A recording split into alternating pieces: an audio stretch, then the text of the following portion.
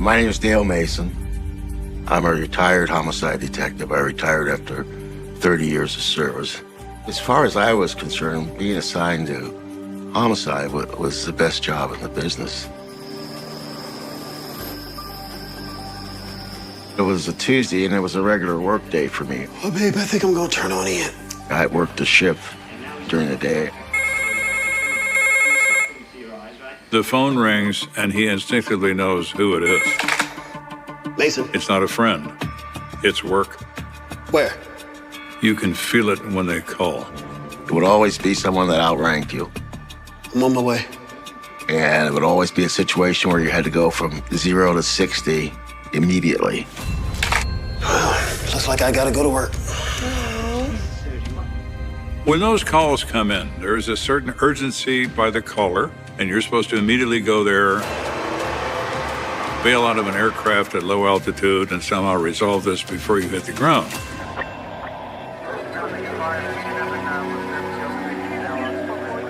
No one detective solves a homicide.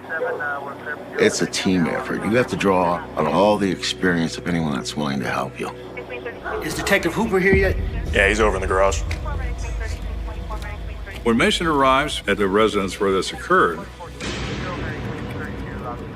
he's shown into the crime scene by a uniformed officer who points out the victim. I recall that the victim was on the floor of the kitchen. He had what appeared to be a single gunshot wound to the chest. So what do we know so far? Married, a couple kids.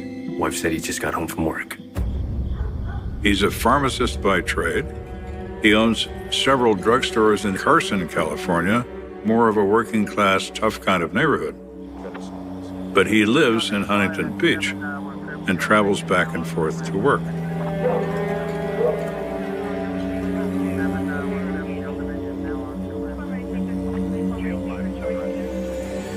One of the detectives assigned to the case by Mason is Detective Richard Hooper.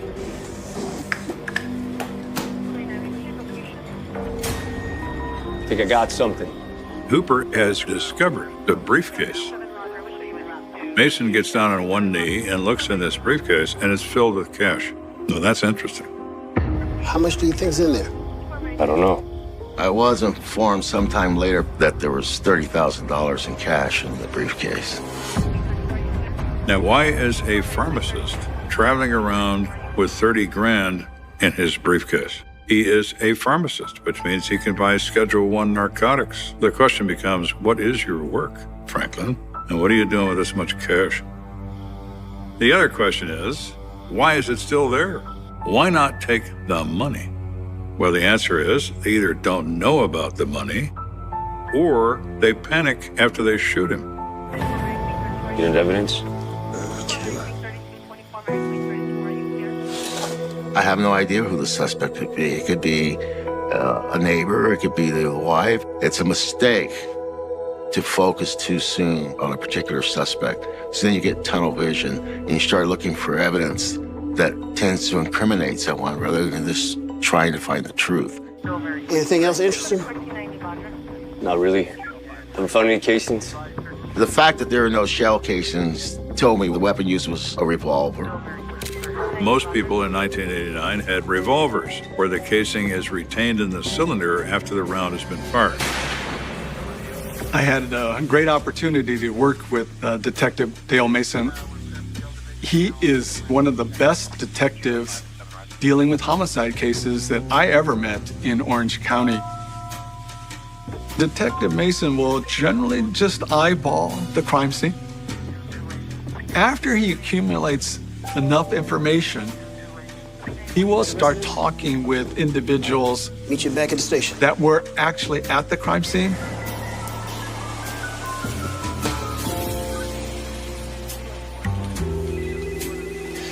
First off, I want to tell you I'm sorry for your loss.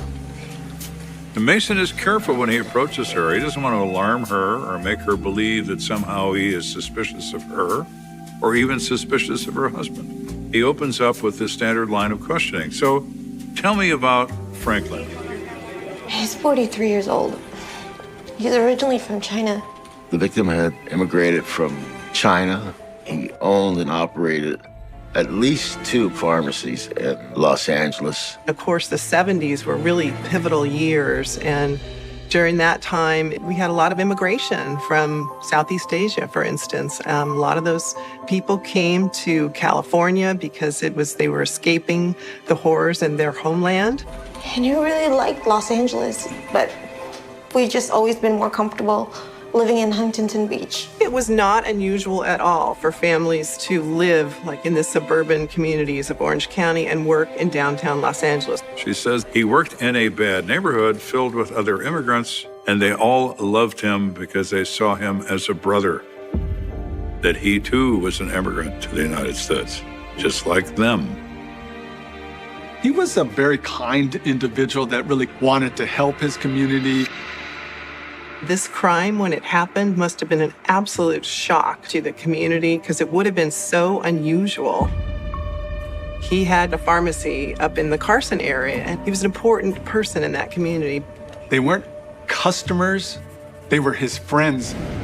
Mr. Ewan allowed them to come to his location with a check, and he would cash it.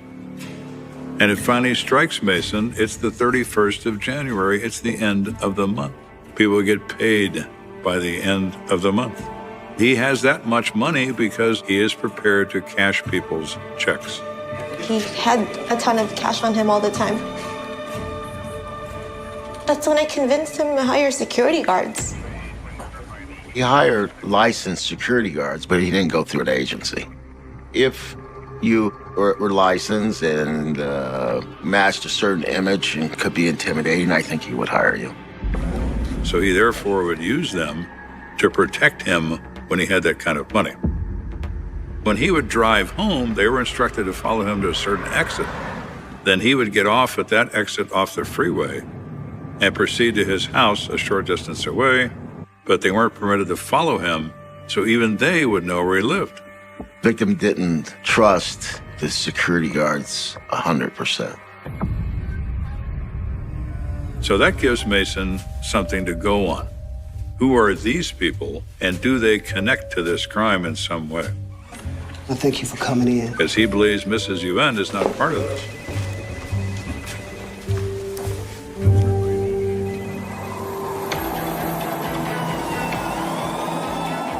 When I was assigned a homicide case, the moment I got the phone call, I made up my mind right then and there. I was going to do everything legally possible to solve that murder. Homicide investigation is not a sprint, it's a marathon. But the day continues, and it just continues as long as it needs to.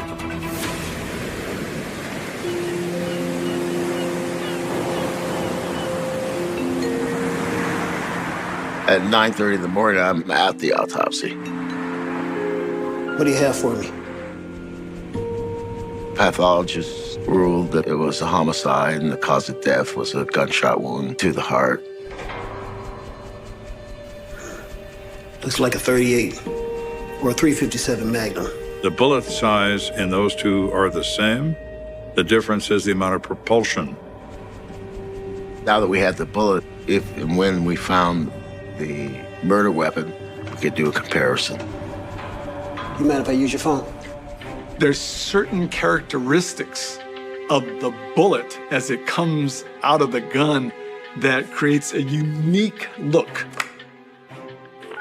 Mason tells Hooper to meet him over at Ewan's pharmacy to see what they can learn from his employees. Okay.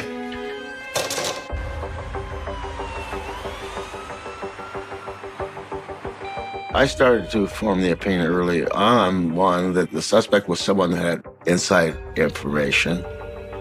We'd like to ask you a few questions about your boss. I thought there was a high probability that one of the security guards was involved. My name's Lester Hicks. Lester Hicks is the security guard assigned to protect Franklin Yuen. The guy you need to talk to is Danny Mosley. He was very cooperative. It's kind of his right-hand man the past few months. Do you know where Mr. Mosley is right now? No idea. Lester says he just kind of disappeared. He didn't show up for work one day and nobody's seen him since. That dude was wild. How so? He talked about how should rip Mr. Ewan off because he had all his money and He said stuff. that this security guard had a plan to rob the victim. Now, Mason's eyes and ears perk up when he hears that.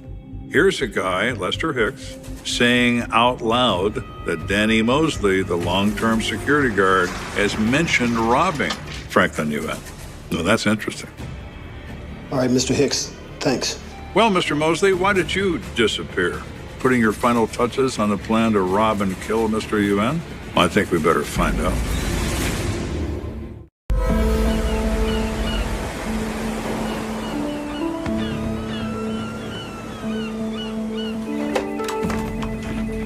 Detective Mason's first step in trying to find Mosley is to run him through their systems. I'm looking for some information on a Danny Mosley. Well, that hits pay dirt almost immediately. Danny Mosley's in jail. So he's going to be awfully easy to locate. He's in a federal lockup facility in Los Angeles. Mason contacts the field office of the FBI, so what's up with Danny Mosley? And they explain that Danny Mosley is the leader of a stick-up crew. They are ambitious, they are busy, and they are dangerous. About the date. Mosley had been arrested for committing several robberies. We were able to confirm that Mosley was in custody on the night of the murder. So now Mosley has a great alibi, but that doesn't mean he doesn't have a Confederate who robbed UN on his behalf. See, I don't think he's gonna talk. The FBI says Mosley's hardcore, and he won't talk to him, period, the end. He's a real tough guy. Mason says, yeah, I figured that, but I want to plant a seed with him and see if it grows.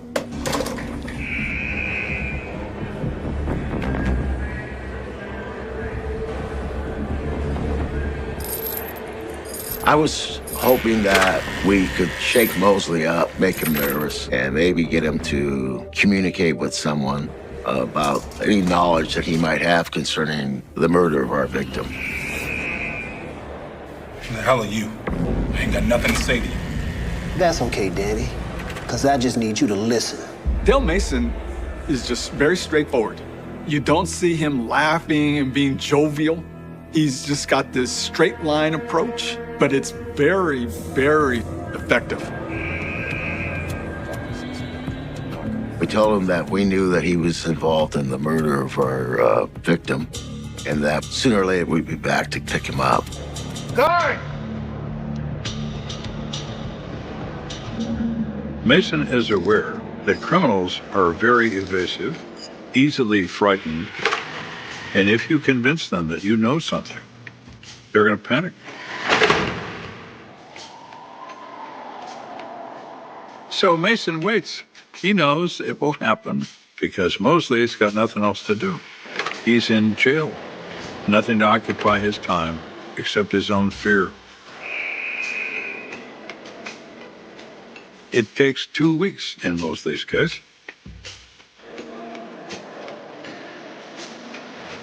2 weeks before he calls anybody.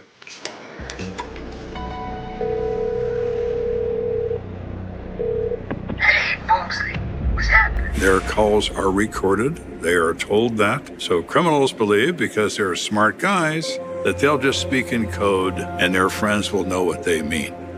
Yo, I need you to do something for me. And they're correct. Their friends know what it means. And so do the police, for heaven's sake. Yo, I need you to do something for me. My partner and I listened to all the telephone calls that were being made where Mosley was being housed. I need you to get rid of my baby. You understand? All right, I got you. Mosley is talking to another male subject, and he's asking him to get rid of something. Get rid of my baby. But he's referring to this something as his baby. All right, yeah. All right. Well, you don't get rid of babies, but you do get rid of objects.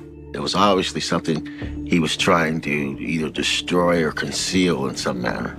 Now, what object could that be? My guess, that's our weapon. All they have is a phone number. They have no idea who Mosley was speaking with. They have a number that the person was called at. I wonder if he ever visited Mosley in jail. With visitation procedures, the person visiting has to document his or her name, an address, and a telephone number. When the call is made from the dormitory, the number being called is also documented. Enjoy. I think I got something here. Gerald Jennings. So he goes to the logs, and there's the name and address of the guy he called. That's cool. Yeah.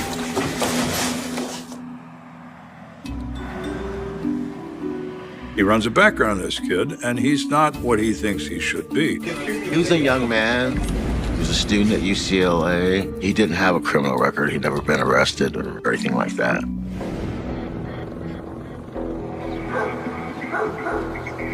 We obtained a search warrant. Once we were in place, I telephoned this individual and told him that I had been in the detention center with Mosley as a fellow inmate. Oh, hey, man. It's Danny's friend again. And that Mosley had asked me to contact him I'm about to head your way. to pick up his gun.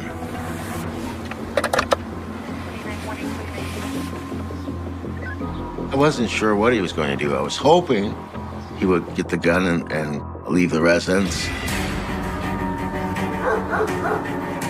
Mason's ploy works. Jennings panics when he gets that phone call and immediately leaves the house. And he's carrying something when he gets in the car. Suspects on the move. Put your hands where I can see him. Do it now. Step out slowly. Keep your hands where I can see him. We stopped him, Gerald Jennings, we have a search warrant for your car. executed the search warrant. You got him? Got him.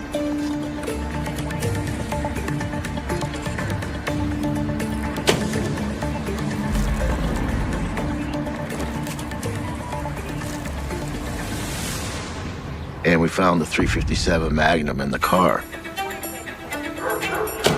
Mason is somewhat elated. Now he has a gun of the proper caliber in the hands of a known Confederate to Mosley. Is it the murder weapon? And is Jennings the killer? Well, we're going to have to see.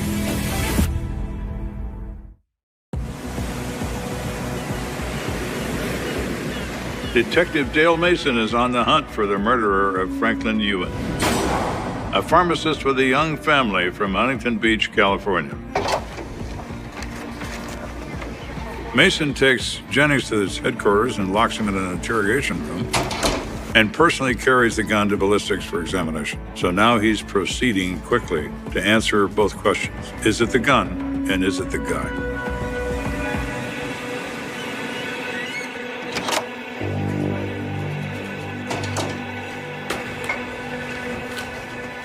I was very hopeful that we had recovered the gun that was used in the murder, but I needed ballistics experts to confirm that for me.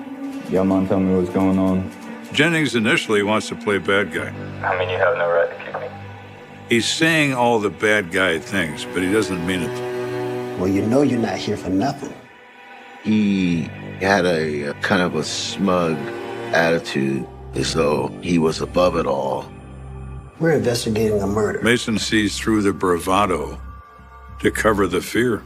I told him we were investigating the murder, and as far as I knew, the weapon that was taken out of his car was the weapon that was used in the murder.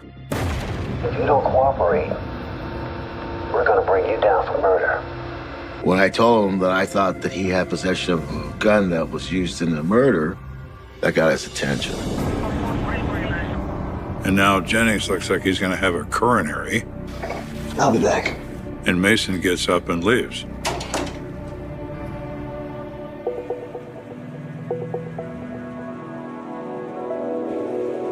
He just wanders down to ballistics to see the good news. Oh, hey. Bad news, I'm afraid. You're kidding. It's not your gun. And it's not good news. Are you absolutely sure? Positive. The gun didn't match. That just, in my mind, didn't diminish the odds that we would ever recover the weapon. Homicide is always a series of problems. So now we got to go back to Jennings in the hope that maybe he can clear this up in some way. Jennings is frantic. He begins to just literally start running his mouth. So how do you know Mosley? I've known him since we were kids. He and Mosley grew up in the same neighborhood. When he called me from jail, He tells Mason that he worked at not being a criminal, but he maintained a certain loyalty and friendship with Mosley. I didn't shoot anybody. That gun never left my house. And he's almost to the point of tears. And Mason sees a certain amount of honesty in that he's probably truthful, that he just kept it for Mosley. I got nothing to do with this. If you didn't use it to kill anyone, who did? He was trying to tell us everything that he knew about the members of the robbery crew. Danny ran with a bunch of guys. They didn't do just banks. He told us that he was aware that the crew had robbed the Queen Mary and the credit union at the Long Beach Naval Shipyard. Mosley told Jennings all about running this robbery crew and bragged to him about the crimes. Mosley trusted him as a lifelong friend. So then Cooper hits this kid with a $64 question.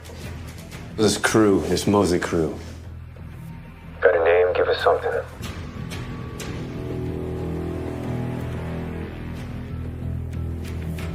There's this one guy, He knew the names of some of the crew members. Michael.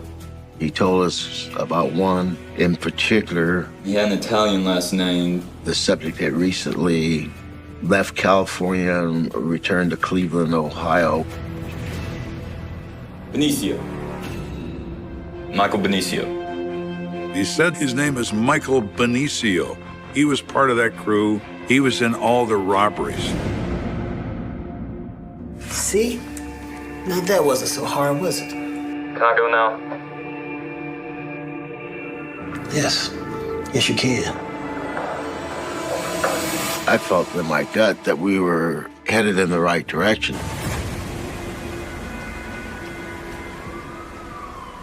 Mason is doing what all homicide detectives do. One foot in front of the other, one crumb to the next crumb. Where is that going to lead him?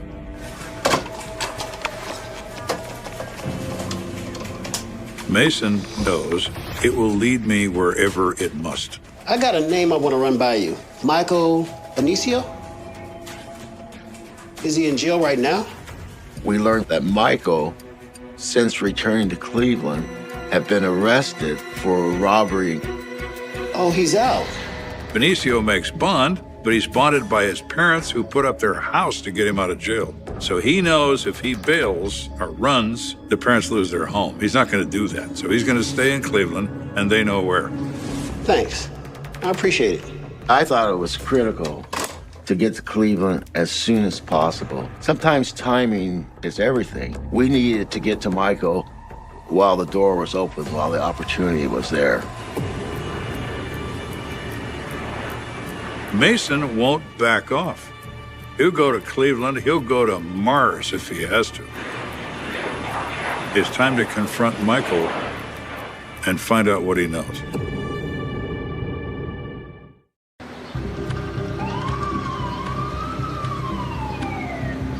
Mason and Hooper contact Benicio's attorney to see if he's willing to talk to them. Now, this meeting is all contingent on my client. To their surprise, Benicio's lawyer is very interested in cooperating. We met Michael at his attorney's office, and we learned that Michael was in Cleveland at the time of the murder. That was as good of an alibi as you can get. But I believe at the time that Michael wasn't directly involved in the murder of the victim. Why don't you tell us about the crews you were running with in California? Because Michael's looking at a significant sentence for robbery. He was hoping by helping us that he would get a reduced sentence. Then I went back to Cleveland. Michael was very personable, likable. He told us about being involved in this robbery crew. We made a lot of money. He says these guys are marching right along, making a lot of money, and Mosley's the brains. Then he got arrested. When Mosley gets arrested, the crew falls apart. They don't have a leader. We were hoping you could shed some light on a murder that happened back in Huntington Beach. I told Michael, We think a 357 was involved. we believe that a 357 Magnum was involved. I had a gun like that. Michael volunteered to me that he had owned a .57 Magnum when he was participating in this robbery crew in Southern California. I gave it to a guy.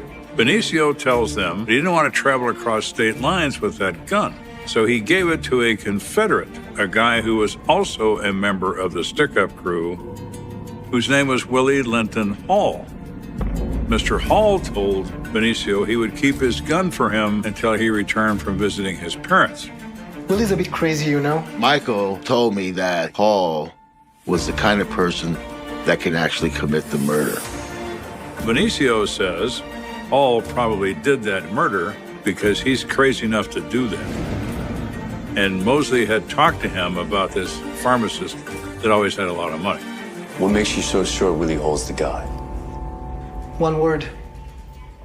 Money. He goes on to say that Hall is probably worried, now that the crew has broken up, that his income is going away. So Hall probably struck out on his own using the gun provided to him by Mr. Benicio. I can call him if you want. Not yet. At this point, I'm starting to feel that we're at a very critical junction in this investigation. The next few steps I make better be the right ones. Dale Mason is a person that knows what he's doing. He has a plan. He's very methodical, very calculating, and thorough. Superiors criticized me for being slow. Their criticism was of absolutely no importance to me. I was going to work the case my way. Mason doesn't care about pleasing his bosses. All he wants is justice. Mason and his partner make their next move. We developed a plan to have Michael released into our custody. Mason and Hooper are putting themselves on the line with this because they're obligating themselves to a judge in Ohio that Mr. Benicio is not going to escape and that they will return him to Ohio when required. We had the FBI, we had Michael's attorney, we had the local district attorney. They were all on the same page. And so the judge was very cooperative. So off they go to California.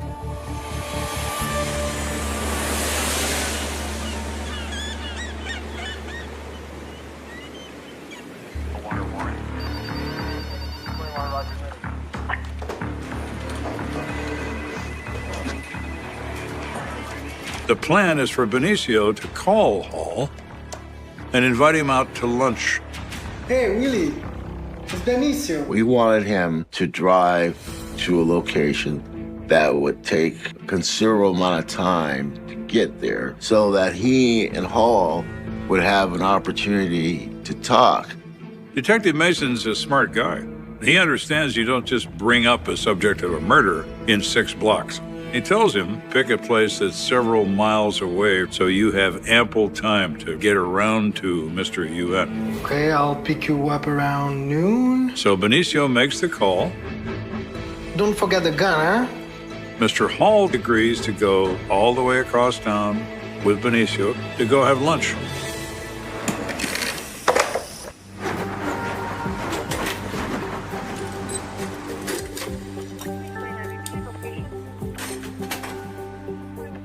We wired the car for sound and recording. We set up a major surveillance team. We had a lot of risk involved. If something goes wrong, Hall could kill him right then and there. He's got a gun with him. It's Benicio's gun, but so what? It's still a gun. Want to run through it one last time? There is some preparation involved here. The main thing is, I need Detective Mason, in general, would talk to the individual about the parameters of how you can talk to him, what you could say and what you can't say or do. Ready to do this? And that it would be legal and upheld in a court of law.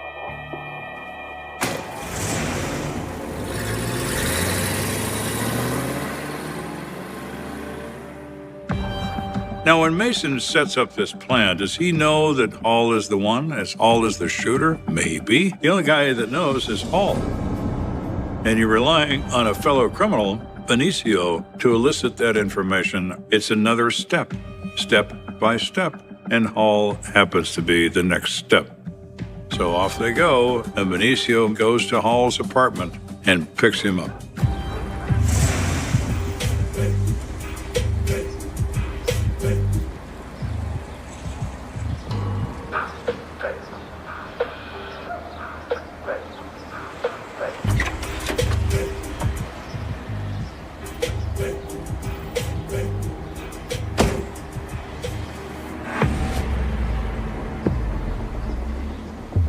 So they're in the car, Benicio and Hall.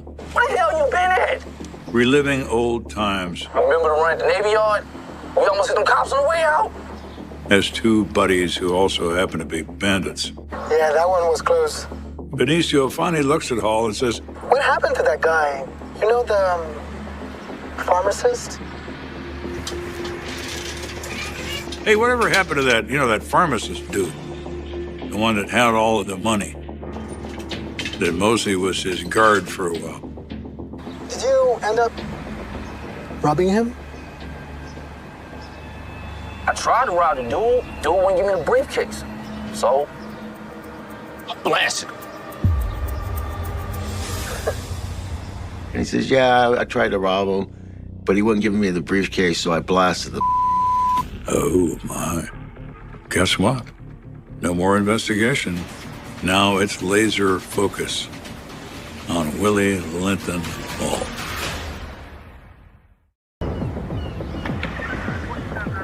Did you end up robbing him?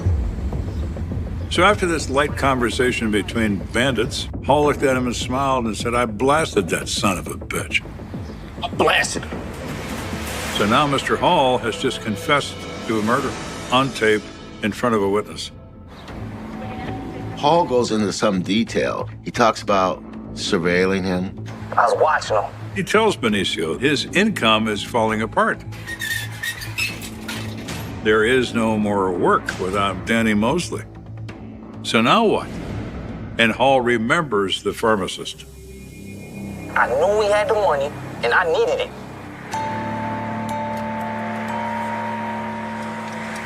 Hall had the license plate number of the victim's car. He knew a police dispatcher. Hey, girl. So he went to her and told her a sob story about being the victim of a hit and run. Yeah, I got the dude's license plate number. He says he just wants to see this guy and settle it like men between he and this person and get his car fixed. It's 4V. Can she run a license plate for him? 056. And give him the guy's address? And this woman agrees to it, believing his story, apparently. She provides him with registration information and the address of Franklin UN. When Hall's talking to Michael, he's like fun and games. He's jovial. Oh, man. Hall is proud of himself that he's so clever with this plan. Yeah, that was good. Detective Mason and Detective Hooper are listening to it in progress as it moves along. They're going to wait until they get every word they can out of this story before they stop that car.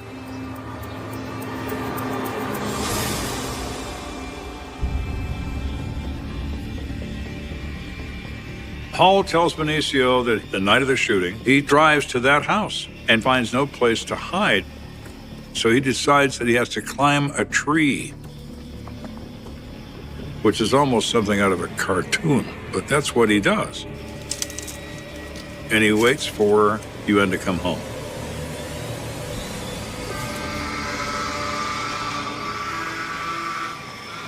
UN comes in the driveway, pulls in the garage.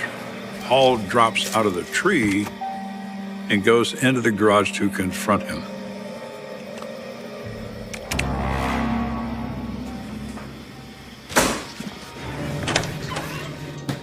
Daddy! Hey, sweetie, hold on. Let me put these boxes down.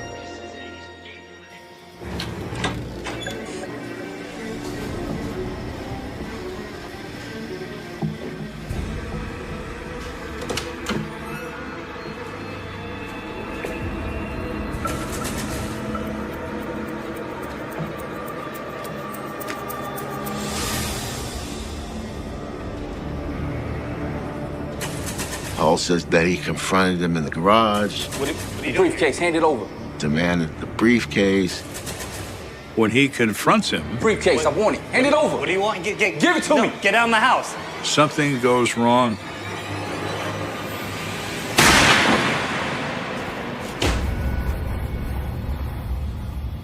But Hall says, I panicked and I shot him. God damn it. What is going on in here? Then I heard people inside, and I just ran. A typical armed robbery scenario. When panic happens, the gunfire tends to begin. Dad! Franklin! Wake up! Mom, go call someone! Did you get the money? Nah, it just took off. He kills him for nothing. He panics, he pulls the trigger, he ends Franklin Yuen's life, and he derives $0.00.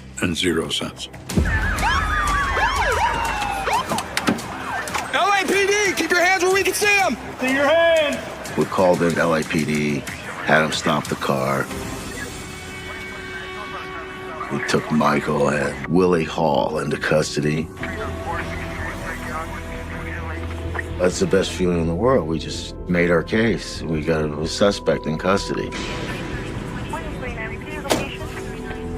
Mr. Benicio is granted his deal and winds up doing 10 years in prison in Ohio.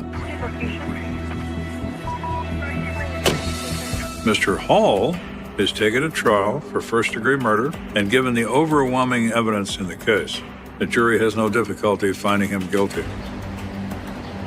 When you hear the defendant basically admitting why he did it, that's compelling. I think that went a large way towards the jury finding Willie Hall guilty.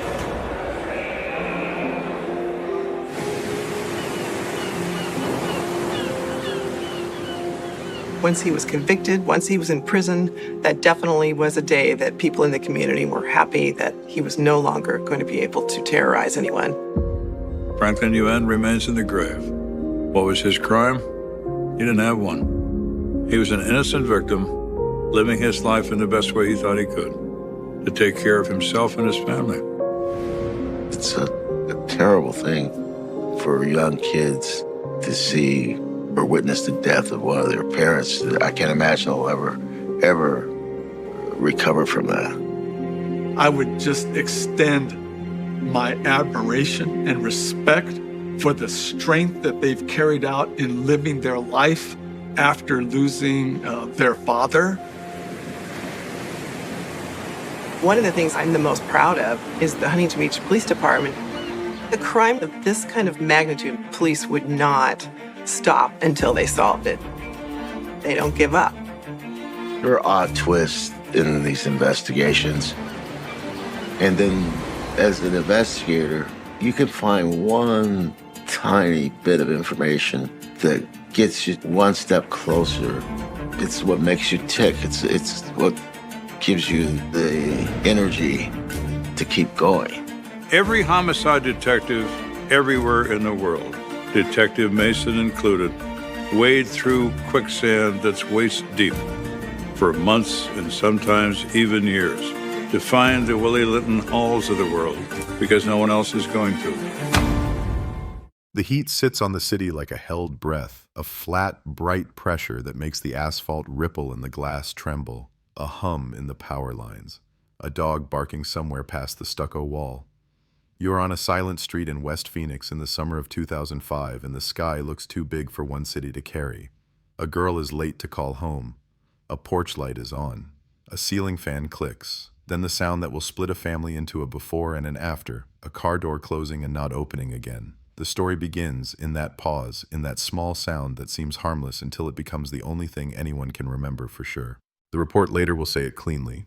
Missing person female, 21, last seen leaving a night shift at a chain diner on Thomas Road. The manager will tell officers she worked a double because someone called out sick. Her name will curl around tongues that are not ready to say it aloud. Elena Mora. She wore a yellow polo and carried a black canvas tote with a stitched daisy.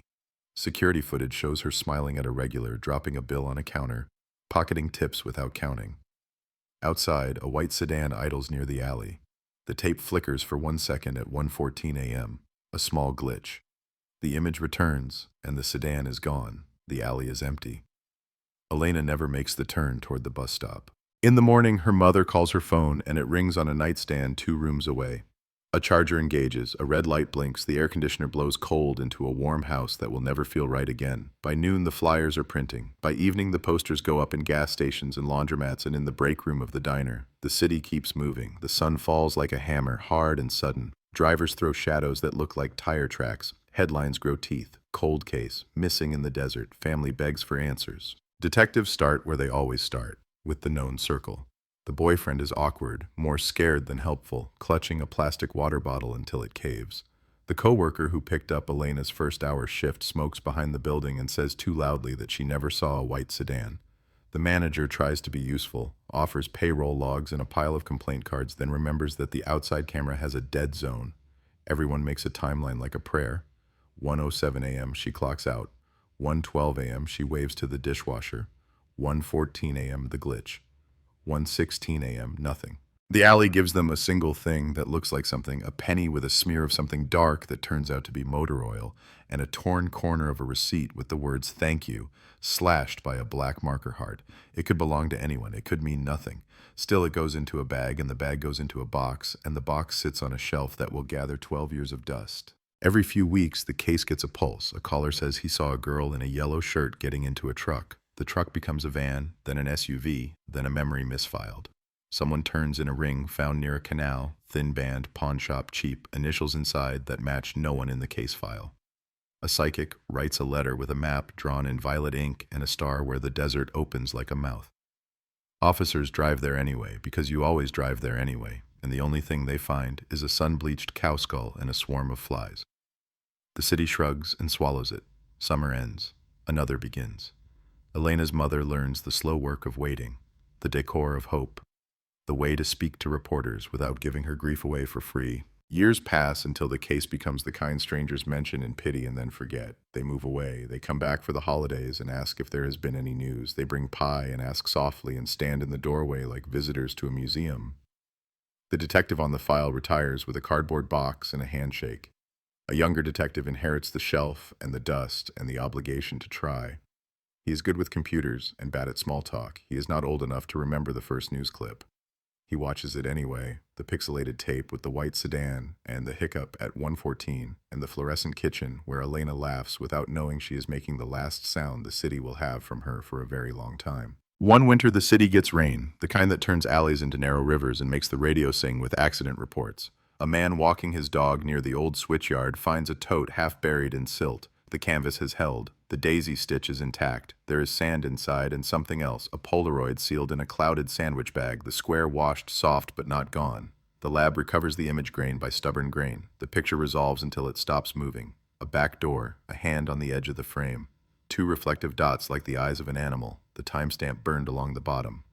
1:14 a.m. The clock in the photo is wrong for the diner's interior and wrong for the alley and wrong for the bus stop.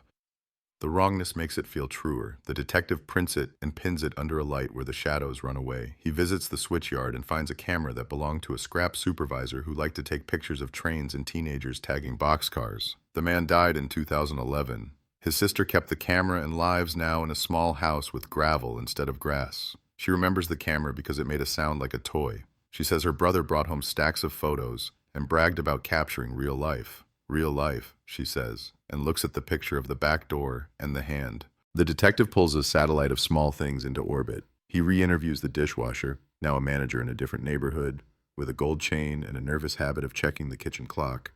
He asks about the back door.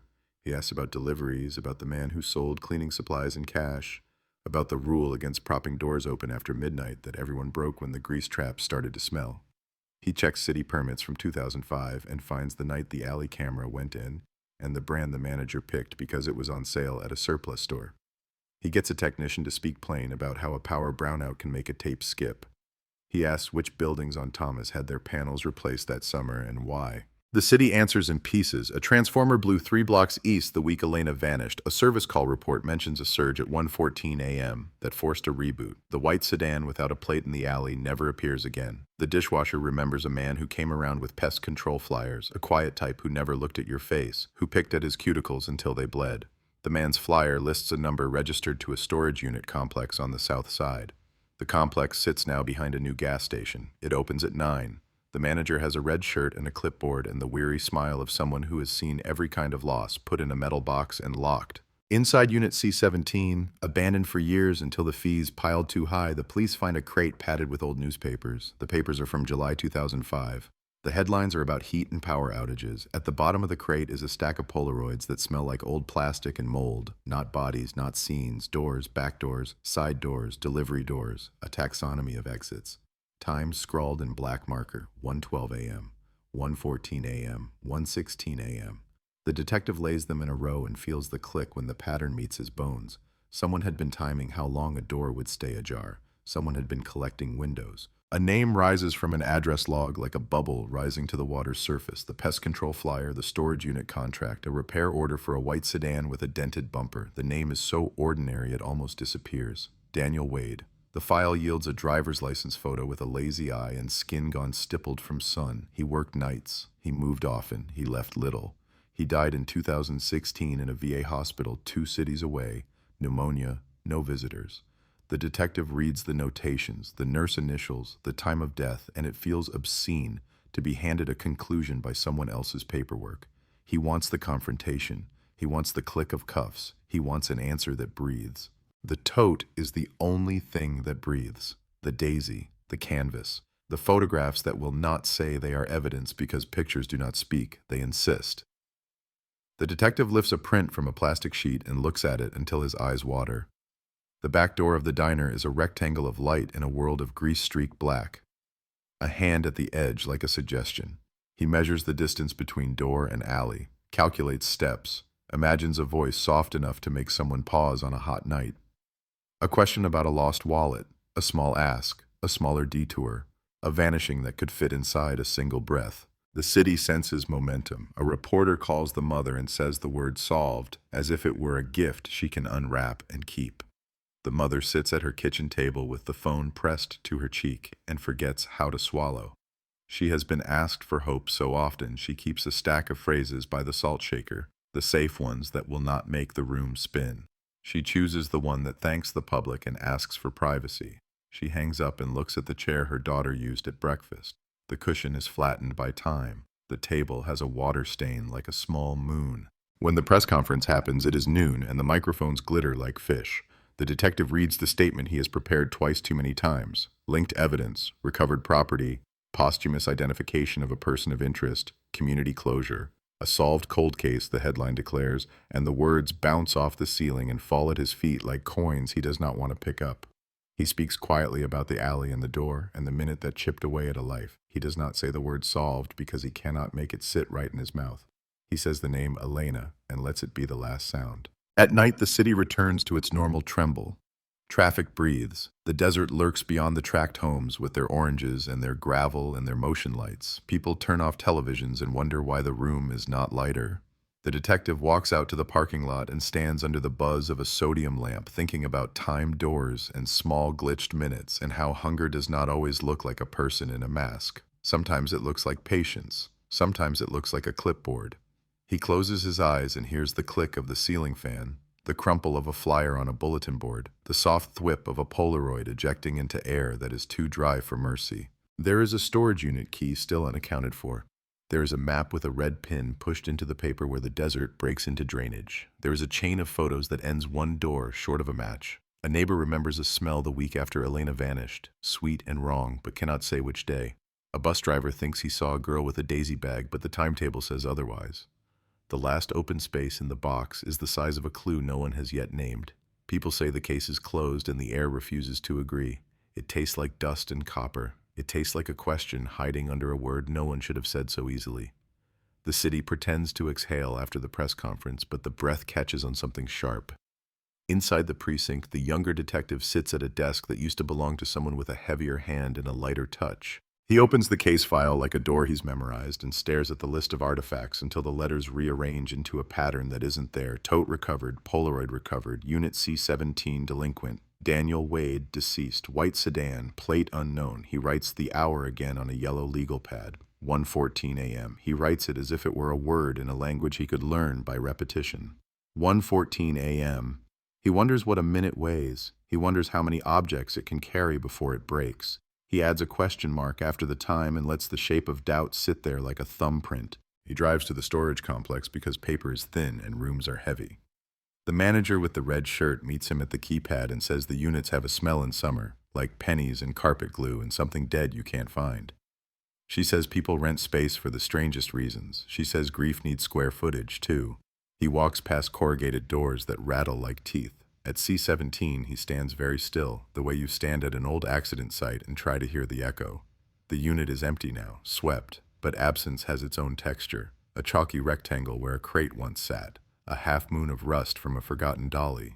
On the back wall, a faint scuff that looks like a fingerprint dragged downward as if someone changed their mind at the last second and decided not to leave. The photographs of doors come back to him in a slow parade. Hinges, kick plates, grease smears, marker times. None of the pictures show a person on purpose, but one frame shows the edge of a shoe, the flash catching a pale stripe of reflective tape. He remembers dismissing it as artifact, a camera burp, the kind of accident that happens when you shoot too fast. The shoe won't stop knocking. He goes to evidence and takes the prints out again, this time with a magnifier he borrows from a detective who collects coins. The frame with the back door of the diner has a shadow just left of the handle. Not a hand, not now. A strip of tape on a shoe pointing down like an arrow. He writes the brand names he knows, then scratches them out. He searches reflective tape suppliers from 2005 and reads catalogs until the pages blur. He notes one small detail in a footnote. A pest control company bulk-ordered shoe strips for night techs to make them visible to drivers in low-lit alleys. He calls every pest control company that advertised within a 3-mile radius of Thomas Road that summer. Some don't exist anymore. Some changed names. One forwards to an accountant who handles dissolutions. One rings in an empty suite that now sells vape juice. The last number belongs to a warehouse that smells like plastic and lemon. The supervisor has been there 15 years and remembers a tech named Wade with the quiet mouth. He remembers a white car and a habit of leaving doors cracked to air out chemical smell. He remembers a complaint. He goes pale as he says it. A diner manager called to say a man was letting cool air escape into the alley.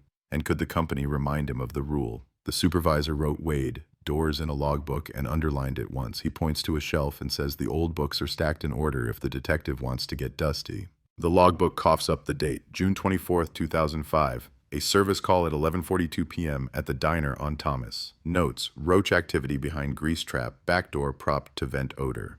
Technician, D. Wade. The supervisor says you don't forget the tone of a manager who thinks he owns the air. The detective copies the page and feels the weight of the underline through the paper.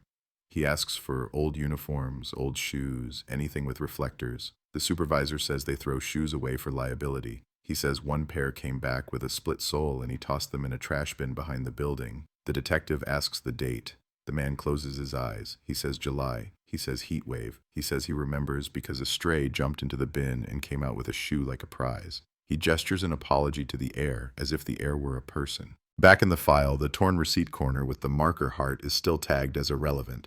The detective stares at the heart until it hardens. Hearts on receipts.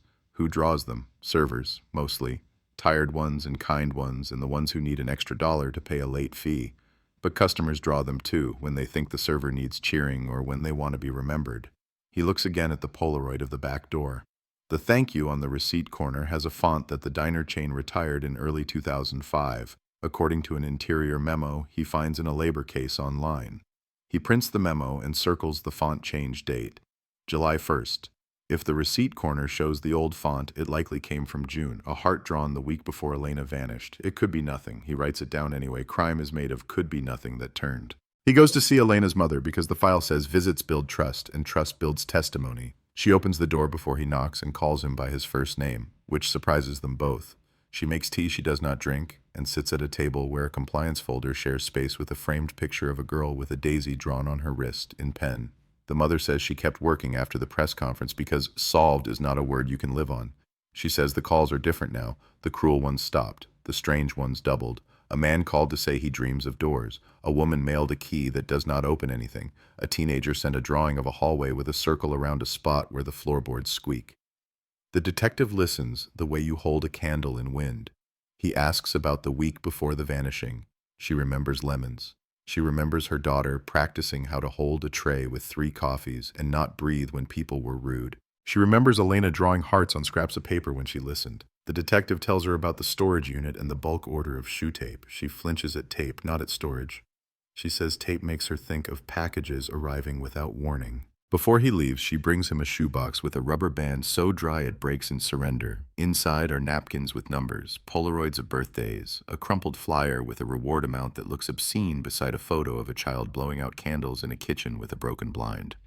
There is also a small black notebook with the diner logo on the cover, the kind managers give servers to write specials and names. Inside, Elena's handwriting divides the world into little lists: groceries, tips owed, bus times. One page is marked with a small daisy. Beneath it, sometimes the delivery man is sad, sometimes the pest guy is nice, sometimes the quiet ones watch the door. The detective copies the page longhand because photocopying feels like theft. He says thank you twice and means it both times. He walks the alley again at the hour the clock insists upon. The city is a low electric growl. The diner hums with end-of-shift muscle memory. The back door breathes cool air into heat, a private miracle people perform with thermostats and gas and wages. The detective times the swing with a small brass stopwatch an older cop loaned him like a talisman. 2 seconds to close if pushed, 4 seconds if allowed to hover, 8 if propped with a mop. He imagines hands, a foot, a body angled just so. He imagines a voice offering to carry a tote to a car, to be kind in a week of unkindness. He imagines a vanilla smell of pesticide that makes you want to step into fresh air and stand there a second longer than safe. He drives to the VA hospital 2 cities away where Wade died without a headline. Paper trails turn warm in medical buildings. They feel more like lives and less like lists. A clerk with a watch set 10 minutes fast points him toward a records window and a nurse with eyes tired from good work. In the chart, a social worker note mentions a sister who visited once with a bag of oranges and a stack of photos no one wanted to keep. The note includes a name and a county. The detective follows the name to a mailbox row in a desert town where everything is the color of toast. The sister opens her door with a caution that looks like math. The detective mentions the camera, the doors, the storage unit key, the way grief makes museums out of small objects. The sister says her brother collected closures. He liked the sound of a thing finishing. Doors clicking shut. Timers hitting 0. She says he used to stand in her apartment and time how long her refrigerator beeped before it gave up. She says she thought it was a harmless quirk until it wasn't. She shows him a drawer where she kept what she could not throw away. In it, 3 loose Polaroids of industrial doors, a key on a red tag stamped C17, and a scrap of paper with an address that is not the storage complex and not the diner. An address on the edge of the switchyard, where temporary offices sat in 2005, now gone. The detective holds the key in his palm without moving. It is the weight of a word no one should say without thinking. He asks if he can take the Polaroids. She says take everything and leave the air. She says make the story stop moving so she can sleep. He promises something he is not sure he can deliver and leaves with the key and the address scrawled twice. At the switchyard edge, the present has been poured over the past like concrete. A fenced-off rectangle, a graded slope, the ghost of a foundation that none of the current workers remember pouring. He signs in and borrows a safety vest and stands where a modular office once stood, in a photo he excavates from a city permit file. The corner of that office, in the old picture, shows a back door with a cheap knob and a rule taped beside it. Do not prop. A train grinds by and the ground shivers. The detective waits until the metal song fades and hears the quieter sound beneath it. A whisper of memory that smells like rain and old paper. He maps angles. He tastes dust. He sees, in his mind, the Polaroid with the time burnt along the bottom. 1:14 a.m. He understands suddenly that the picture with the back door might not be the diner at all, but the switchyard office door at the same hour. Another timing experiment, another door memorized, a rehearsal tucked into a collection. The revelation does not solve anything you can hold up to a camera. It sharpens a feeling. Someone practiced, someone tested, someone waited for the moment when a rule becomes a suggestion, and a suggestion becomes a habit, and a habit becomes a hole in a life. He sends the photos for a deeper analysis and asks a tech to pull metadata no analog camera should have. The tech laughs until he realizes the detective isn't joking. They build a digital map anyway, overlaying the diner and the switchyard and the service routes of a pest control technician in June 2005. All roads lead to air and doors and minutes that misbehaved. The detective thinks about solved. He says the word out loud in the car and feels ridiculous. Posthumous identification, community closure, words that leave the cast on a limb you know healed wrong. He drives to the canal because water keeps secrets and also gives them away. Cyclists pass with headlights like fireflies. A shopping cart lies on its side like a fallen animal. Near a spillway, a concrete lip catches things the city forgets. Bottle caps, a single skate, 2 forks taped together, a talisman for fishermen. He leans over and sees it tucked in the silt, small and stubborn, metal gone the color of old pearls. A badge-shaped keychain with a diner logo worn down to a smudge. He fishes it out with a stick and a paper bag. When he shakes the water off, a number emerges, pitted but legible. Locker 12. Back at the diner, the night manager stares at the keychain like it used to know his name. The employee lockers, long since replaced, lived in a narrow hall with a motion light that took its time waking up. The contractor who hauled them away owes the detective a favor. He digs in a yard behind a cinder block wall where old equipment goes to rust in negotiation. The contractor gestures to a tangle of metal carcasses and says, "If your treasure is in there, it wants to be found." They pry a locker door until it squeals. Inside, a single screw sits in the dust like a decimal. In locker 12, lodged in a crease of sheet metal like a splinter, the detective's fingertip meets a sliver of plastic and pulls free a paper wristband, venue-style, fluorescent ghost now, printed with a date, June 23, 2005. Wristbands for what? The night manager says a franchise training event gave them out that week, a rally at a rented hall where the chain handed out pep in aprons. The detective feels the room tilt. June 23rd, the eve. A wristband could put someone in the back hall who wasn't supposed to be there. A temp, a vendor, a technician wearing a borrowed smile. He takes the wristband back to the lab and asks for the thing every detective asks for with a voice that doesn't believe. Is there anything left? The tech shrugs and tries anyway. He watches the fluorescence under a hood and thinks of glow sticks dying at backyard parties, of temporary light, of how people trust small bands of paper to say who belongs where. He calls the supervisor at the pest company and asks whether any of their techs worked the chain's rally for free pizza. The supervisor laughs and then stops when the detective doesn't. He says he remembers Wade complaining about mandatory fun. He says he remembers Wade wearing the wristband for a week because he forgot to rip it off. The line between preparation and opportunity narrows to a thread. The detective pulls it until it hums. He sees a quiet man collecting doors and times, invited into back halls by the small credential of a paper loop. He sees a girl leaving a double shift and a door that breathes more slowly than most, and a city that hiccuped power at the exact minute patients knocked. He sees solved printed in a font that doesn't match the truth. He can't give the mother a body. He can't give her chains to rattle on a courtroom day. He can give her the story she already lives, written in the tense it deserves, ongoing. He drives to her house at dusk because some news belongs to the hour when the sky can hold it without spilling. He tells her about the wristband and the logbook and the shoes that glow in alleys and the way people stand in doorways when they think the night is a friend. She nods as if he is describing something she dreamed before it happened. She opens a drawer and takes out a stack of hearts drawn on receipts and napkins and grocery lists. She fans them on the table like cards. She chooses one at random and holds it up. The ink has bled a little, a blue bruise on cheap paper. She says, "I'm going to keep drawing them. I'm going to put them on everything. I'm going to make the door too bright for the dark to find." He doesn't say that darkness doesn't need to find anything. It waits. He says that light isn't a cure, but it is a map. He says he will keep pulling thread. On his way out, he notices the porch light. It flickers when the air conditioner kicks on. A brownout whisper. He stands on the path and looks back at the house and feels the minute again, stretched tight. He thinks, 1 minute is enough for a world to change and enough for a world to say it changed back. He thinks, a case can be solved and still be unsolved in the only ways that count. He thinks about doors all over the city, ajar by a patient's width, and a man pacing with a stopwatch only he can hear. He gets in the car and writes one more line under the time on the legal pad, 1:14 a.m.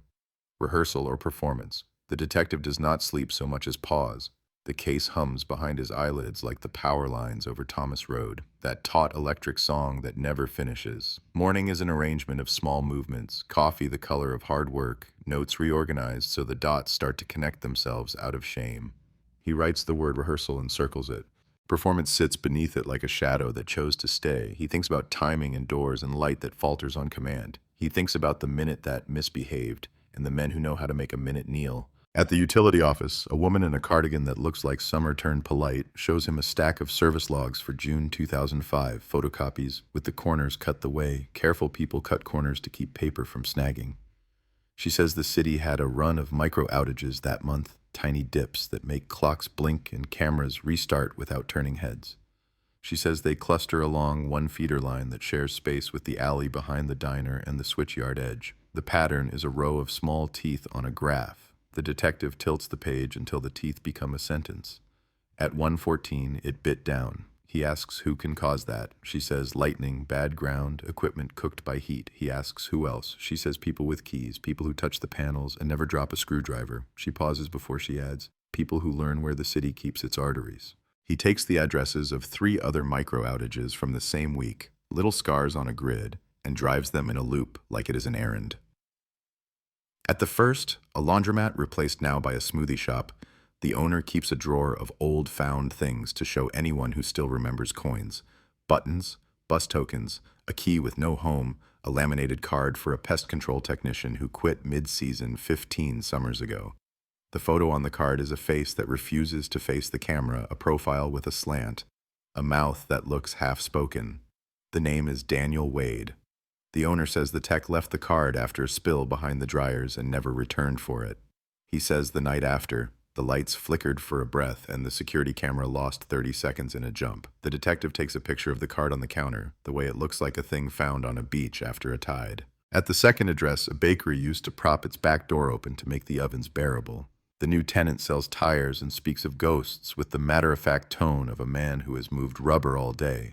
He says sometimes at night the motion light warms up without motion, a glow with no witness. He shows the detective the switch, the breaker box in a corner where dust writes its own history in layers. The detective steps close and sees a hairline mark on the paint near the panel, a small arc drawn with the hesitance of a fingertip. He tapes a square around it and labels it with the date as if labeling air can make it stay. At the third address, the building is gone and the lot is a shaved head of gravel with weeds beginning to declare themselves. A woman with a little dog walks by and pauses in the shared ritual of people who see someone standing still and decide to ask. She says she worked at the nail salon that used to be on that corner, nights, cash in a plastic cup, tips folded small. She remembers the way the lights chattered when the air units kicked in and the way once the lights blinked at an odd hour and the girls laughed, then stopped laughing when the security monitor went black and woke without a recording. She remembers a quiet man in a uniform picking up flyers from the counter and saying nothing while he stood near the back, looking not at the women or their hands, but at the hinge on the staff door as if it could confess. She says his shoes had a tiny stripe that caught the light when he walked away. Patterns breed courage. The detective pulls every missing person report from the month before and after Elena vanished within the same mesh of streets and looks for details nobody loved enough to write down bold. Not another disappearance quite like hers. Not a clean echo, but a cluster of reports that taste like attempted rehearsals. A delivery girl spooked by a voice behind a propped door at midnight. A janitor's story of a man who stood outside a church kitchen and asked when the lock automatically clicked. A bartender certain someone watched the staff exit for weeks and then quit watching when the manager started waiting in the alley with her. None of these became headlines. All of them tug the same thread. He reads until numbers go soft and then sharpen again. The city, over time, becomes a nervous system he can feel under his shoes. He pushes back to the switchyard because the map keeps dragging him there as if the ground holds a magnet. The crew chief is a man whose skin belongs to outside, who wears a hat that explains his year without needing to speak. He says the temporary office in 2005 sat on a slab near the drainage easement, a low prefab with worse air and better coffee. He says he worked nights back then and remembers some kid with a name like Wade showing up for a vendor call that was not really a call, a pest control courtesy pass that arrived with a stack of promotional pens. He says the kid lingered by the back door as if doors promised him something. The crew chief says he never saw him again, but he saw the door again, every night, because doors are promises you have to keep even when nobody is asking. Near the easement, the ground shifts from packed to reluctant. A thin crust scrapes under his boots. The drainage channel takes the city's heat and returns it as smell, an iron tang wrapped in sun. The detective steps down onto the concrete lip where he found the keychain, lets his eyes adjust until the shade cools his breath. On one wall, someone has painted a line at waist height, a rough stripe that looks like a tide mark drawn by a person who stood here through a storm. Along the stripe, buried heads of bolts hold a metal grate that angles into the dark. He drags his fingers along each bolt and stops on the third. It moves, not with fresh give, but with the kind of memory a thing has when it remembers being touched many times by the same hand. He notes the angle, the wear polished to a dull shine, the scrape pattern that says the grate opened just far enough to allow a bag the size of a tote to slide through. He calls for a crew to lift the grate with care. No heroics, no sudden noises, just men who are good at heavy things taking the weight slowly. In the chamber beyond, the smell of water and old rubber and dust finds their mouths. There is nothing like a body, nothing like bones, nothing that will trigger paperwork so absolute it crushes the breath. There is a scatter of small artifacts that cities shed, a tin toy wheel, a spoon with a bite taken out of its handle, a shard of mirror that shows a version of your face nobody else has to see. Then a sound like a pebble moved by a thought. A mouse escapes from a nest of woven fibers. The fibers resolve under a flashlight into threads that look almost like canvas stripped to fray. He is careful. He concedes the possibility that the threads belong to 1,000 things. He takes them with tweezers and air in a plastic envelope, and he allows himself to feel the door in his chest crack open a millimeter. Back at the lab, the fibers tell a patient story. Cotton, yes, with a synthetic blend common to cheap totes sold in chain stores in the mid-2000s. Yellow dye faded to a near cream that returns to itself under certain light. The daisy pattern is not present, but the stitching ratio matches an assembly line used by a supplier whose invoices went somewhere near the diner's corporate system that summer. It is nothing you can hold up and say this ends it, but it is enough to guide the next footstep, enough to know he is walking toward, not around. He revisits the sister with new questions he hides inside old ones, respectful not to turn grief into a quarry. She says her brother brought home maps on bad days, printed ones he annotated with pen and pencil and fingernail, tiny routes that look like ant trails across city blocks. She kept one because it was under the phone when he left, and she never moved it. In the corner of the map, where most people would keep a legend, he wrote the word closures, then a colon, then a list of intersections without context. The detective reads them as coordinates the way a person learned to read his own breath. The third on the list matches the laundromat address. The fifth is the bakery. The first is the alley behind the diner. The second is a cross street that sits like an afterthought 2 blocks from a school where a camera used to reboot if you looked at it sideways. He asks her if she will give him the map for a day. She says take it until it no longer wants to return. He overlays the annotated map with the utility micro outage graph, and here's a chord. The intervals are too clean to be accident. He talks to a retired lineman who explains how easy it used to be for a clever man to throw a small neighborhood into a yawn without leaving fingerprints, how a hand on a cabinet can be as invisible as a breeze if you arrive with a clipboard and a convincing posture. The lineman says you can teach yourself city anatomy the way you can teach yourself to tune a piano if you listen and refuse to be told to stop. The detective leaves with a heaviness that feels like understanding dressing itself as defeat. There will be no prosecution, no courtroom tableau, no defense to call liar in front of a jury. There will be the quiet work of writing the truth down so it no longer needs to shout in one woman's kitchen. He returns to the diner on a slow afternoon and asks to stand in the back hall. The night manager is off. A new kid with burn marks on his forearm from impatience waves him through and returns to a sink full of knives. The light in the hall is unkind. The clock over the lockers never learned the correct time and never suffered for it. The detective touches locker 12 as if it could tell him where the paper band came from. He kneels and looks along the baseboard. A circle of adhesive left by a sticker still shows dust that would not stick to it when the floor was cleaned.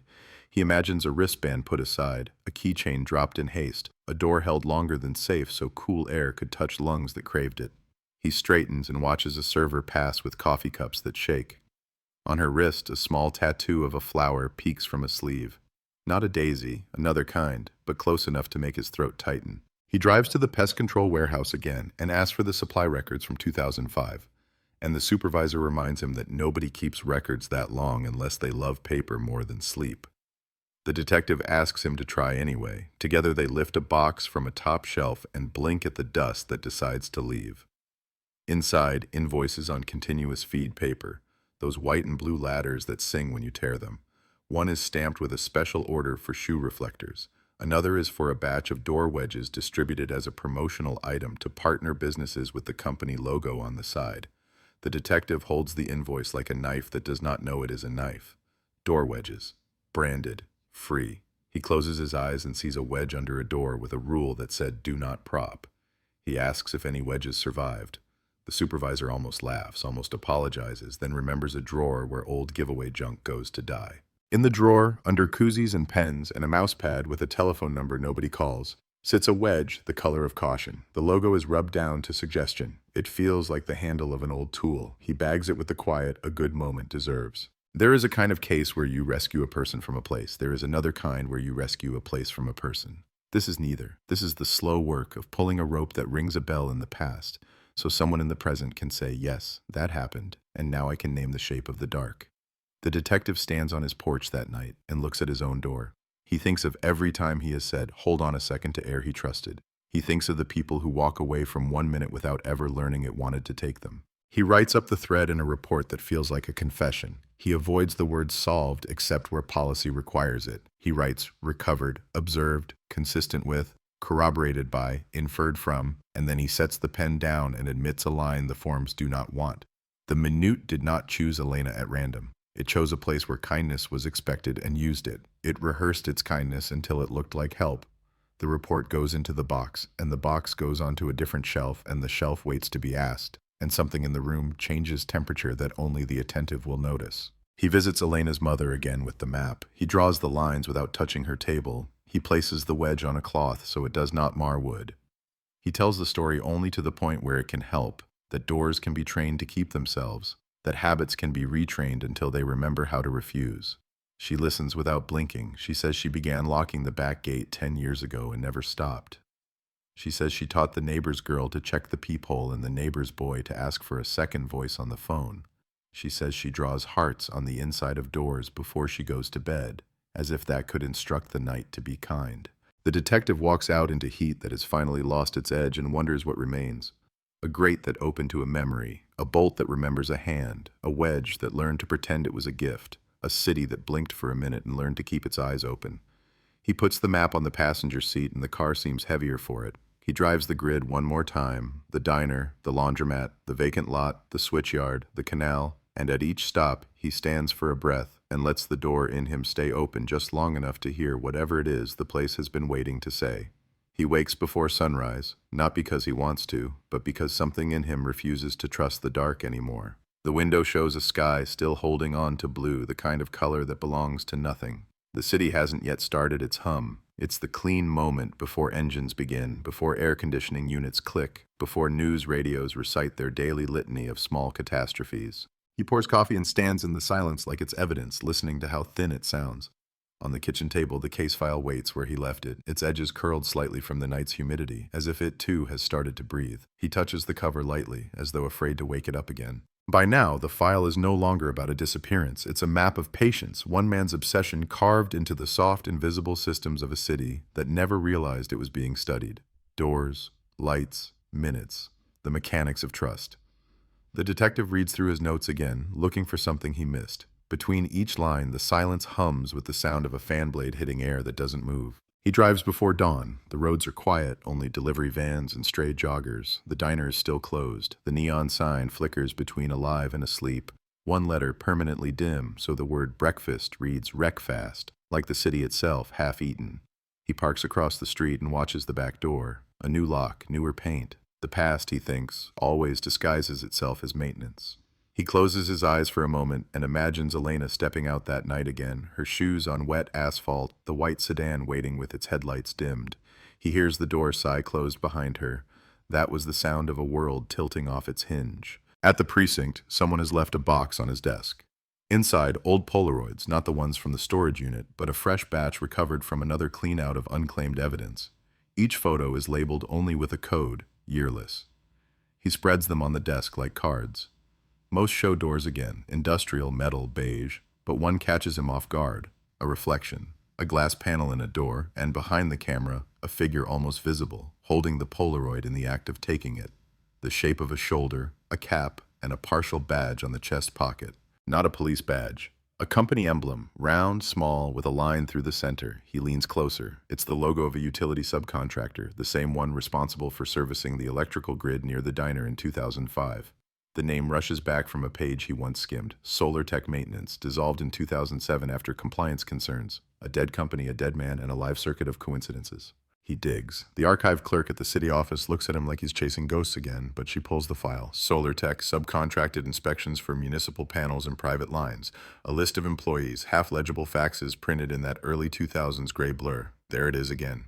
Wade, Daniel T. Technician ID number 4429, signed off on 15 jobs between May and July 2005, including, he feels the skin behind his neck tighten, the same transformer that glitched at 1:14 a.m. He drives to the utility yard where the records say the cabinet still stands. It's fenced now, padlocked and repainted, but its bones are the same.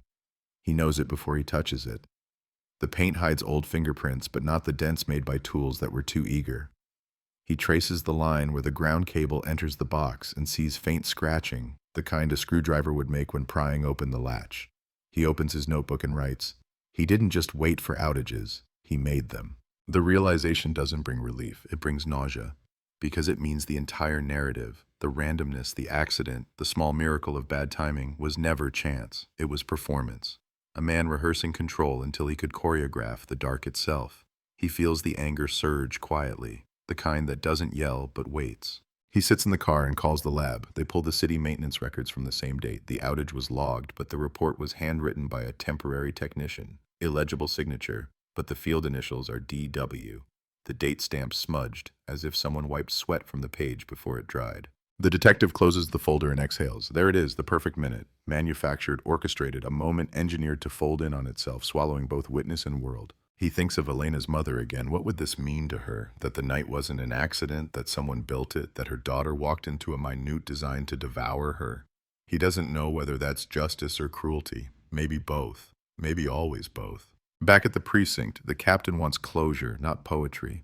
He talks about paperwork, about jurisdiction, about public statements. The detective barely hears him. The word closure echoes again like an insult. There are cases that end in arrests, and there are cases that end in shadows. This one ends in a pattern, the kind that will never fit in a headline. The captain wants to call the case solved. The detective doesn't stop him because language belongs to people who weren't there. He leaves the office early, taking the long way home, past neighborhoods built on repetition, doors that look the same, windows that don't open, streets named after virtues the city doesn't believe in anymore. He passes a strip mall where the pest control company once had its office. The sign's gone, the paint ghost still visible. Integrity Extermination Services. The irony makes him laugh once, dryly, the way a man laughs when he realizes the joke was always on him. The phone rings before he can start the car again. The lab. A match on the fibers.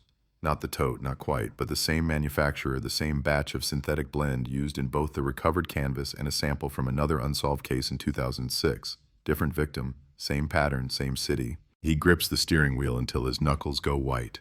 One man's minute may have outlived him. Someone else might have learned it. Someone might have been watching. He drives to the evidence storage where the 2006 case sleeps. It's a small box marked with a fading label. Case 06217, unresolved. Inside, a few photographs, a piece of shoe rubber, a strand of wire. The victim, another woman, missing after closing shift, same corridor of blocks. The witness statements, near identical. Lights flickered, the street went silent, and then nothing. He sits at the table and reads until the words lose shape. The handwriting of another detective years before him trails off mid-sentence. Pattern likely, no suspect. He whispers the minute to himself again.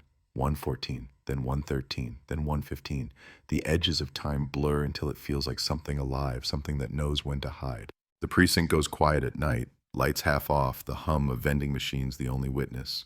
He spreads out the maps across the table, pins marking not just where Elena vanished, but where lights stuttered in the city, each red point a pulse in a dead heart. The grid looks almost beautiful in its horror. There are too many dots for one man to own, too many pauses for one obsession to explain. The city itself seems complicit. He stares at the map until the spaces between the dots start to breathe. He writes one more note in the margin. If one man learned how to steal a minute, another can too. Outside, thunder rolls over the horizon, though the forecast promised clear skies. The air smells like metal, like rain that changed its mind. A transformer pops somewhere far off, a small flash in the dark. The detective freezes. He looks at the clock on the wall, 1:13. A second later, the lights flicker, once, twice, then settle. He exhales, almost laughs, but the sound catches in his throat. He doesn't move. He watches the clock slide into 1:14. The hum in the building dips for half a breath, a micro outage so brief the system won't log it. Somewhere in the city, a door closes. He sits there waiting, counting the seconds until the hum returns to normal. He feels the air move again. He writes nothing down. Not yet. When dawn finally comes, he drives to the canal again. The water runs lower than before, exposing the stones like old teeth. The keychain's gone, the grate replaced. The world erases itself politely. He kneels by the edge and sees his reflection break in ripples. Behind it, the desert sky. He says her name once, softly, like a test. The echo doesn't answer, but it doesn't leave either. It just stays, hanging there, caught between breath and noise. He stands up and walks back toward the light that isn't quite light yet. The sun drags itself over Phoenix like an interrogation lamp. Heat on metal, heat on glass, heat in the back of his throat. The detective hasn't slept properly in 2 days. The clock, the map, the flicker, they've started to overlap in his head like a projector slightly out of sync. He sits in the car outside the precinct, watching the asphalt breathe, waiting for the moment it melts into air. He's been replaying that outage again and again, the dip in the light at 1:14, the power line sighing like an old lung, the silence that followed, the kind of silence that feels arranged. Inside, the precinct feels too bright, as if the bulbs are trying to outshine what he saw. His desk is exactly as he left it, but someone has placed a newspaper on top. The headline is short and cruelly neat. Phoenix detective haunted by cold case breakthrough. Beneath it, his name, a blurred photo from the press conference, and a line he never said printed in bold: closure means peace. He flips the page before his stomach turns. Closure, he thinks, is a word people use when they've given up on truth. His phone buzzes, an internal call, the lab. The voice on the other end is nervous, younger, the kind of voice that's afraid of what it's about to say. We ran the metadata on those Polaroids again, the tech begins. There shouldn't be metadata, obviously, but the pause hangs. We found something embedded in the scans. A date, yes, but also a code. Looks like a serial number, maybe part of a camera batch. It traces to a small run distributed through government surplus auctions in 2004. One of the buyers, Solar Tech Maintenance. He feels the chair sink beneath him. That company again, Wade again, but the lab tech isn't done. One more thing, she says. The embedded timestamp, 1:14, isn't just time, it's location data, encoded in a weird format, but it triangulates near 33°27 and 112°06 W. The coordinates sit in his mind like a match waiting to be struck. South Canal District, a strip of industrial lots between nowhere and memory. He's driving before the call ends, the city sliding past in waves of heat. Traffic lights blink with slow indifference. The desert presses in at the edges, a skin that never forgets. The coordinates lead him to a fenced yard behind a long-dead auto shop. A rusted sign leans against the wall. Apex Cooling Systems. The gates are locked, the padlock eaten by years, but the fence has a tear near the base, a wound big enough for someone patient to crawl through. He crouches, the ground searing his knees, the air thick with iron dust. Inside, the lot feels staged, too still. Weeds crackle underfoot. A metal container sits half buried behind a collapsed awning, its paint peeled to anonymity. The detective circles it once, twice. No markings, no smell, just heat and silence. Then, on the third pass, he sees it, a small stenciled number burned into the steel in faded black, C17. The same code from the storage unit. He stands frozen. The world tilts just slightly. He calls dispatch to log his location, voice steady out of habit, then pulls the latch. The door resists, then gives, exhaling air so stale it could be from another decade. The smell is dust and motor oil, paper and metal. He clicks his flashlight on. Inside, stacked like confession boxes, are more crates, each labeled with a year: 2003, 2004, 2005, 2006. His breath fogs in the beam of light. The top crate is open. Inside, folders, Polaroids, small objects sealed in plastic. Not trophies, not quite evidence. Fragments of people's lives. A bus card, a key ring, a torn photograph of a child in front of a door, always a door. He feels his heartbeat in his jaw. Wade was dead. The unit C17 was cleared. So who moved these? Who knew enough to remark the same code, to arrange it like a shrine to pattern itself? He hears something then, a hum, low and electric from the far wall. Not machinery, a transformer, still live. He follows the sound, hand on the gun without meaning to. Behind a sheet of corrugated metal is a service panel, half open, wires glinting like veins. Someone's been here recently. The screws are new, the dust disturbed. On the inside of the panel door, written in black marker, is a single word: rehearsal. The word looks recent, not 2005 recent, fresh. He steps back, trying to breathe evenly. Someone's keeping the minute alive. Someone's still using it. He takes photos, logs the coordinates again, radios for backup. The dispatcher's voice crackles, half sentence, half static. Repeat. Connection.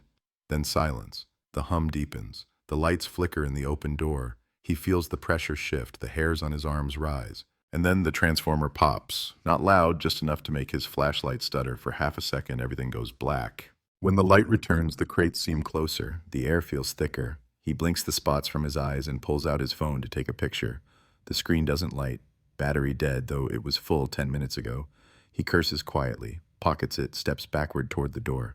The silence is absolute now. Even the hum is gone. He turns once more toward the wall. There's movement, something faint, like paper settling. The open crate has shifted. On top of it, something new, a single Polaroid, fresh, still developing.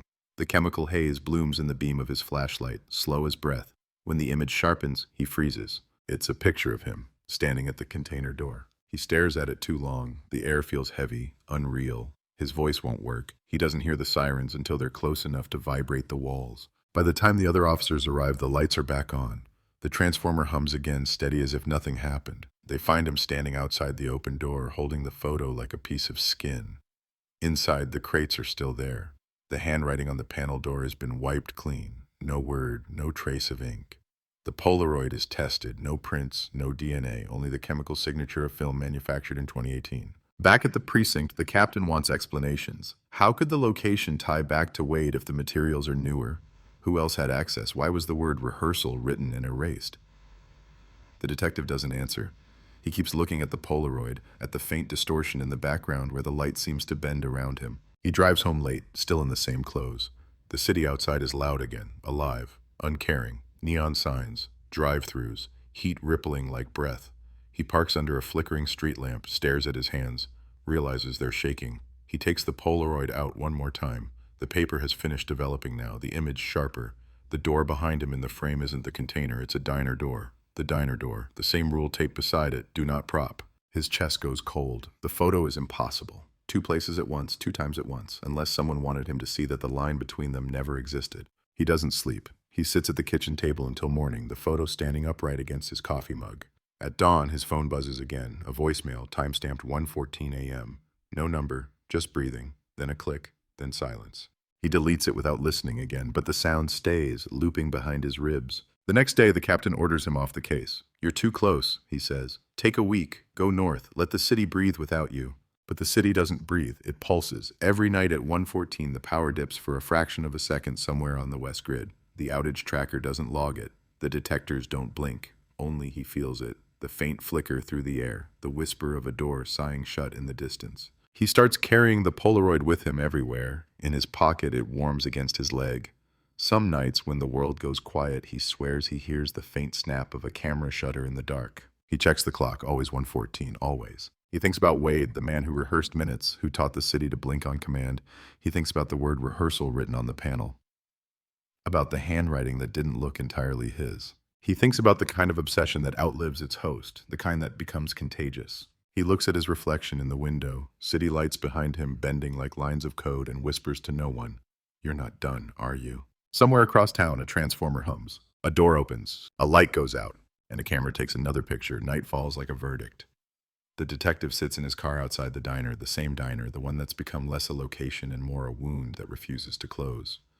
The air tastes of ozone, of electricity gathering itself for something it won't admit. The street is quiet now. The hum of power lines above sounds almost like breathing. It's 1:07 a.m. He checks his watch again. Then the sky pulses once, faint, blue-white, a flicker that makes every shadow take a step forward. He knows it before it happens. The minute will come again. The city is rehearsing. He has been off duty for 3 days, suspended under the polite phrase psychological evaluation. They took his badge, not his keys. They took his gun, not his need. Since then, the flickers have followed him, subtle, quick, never long enough to capture. The power grid map in his apartment has started to look like a constellation that only he can see. Every night, one more blink, one more 1:14, the city keeping time like a metronome only he can hear. He looks through the windshield at the diner's side door. New sign, new hinges. A manager who wasn't born when Elena disappeared. But still, the same hum in the wires, the same breath, waiting.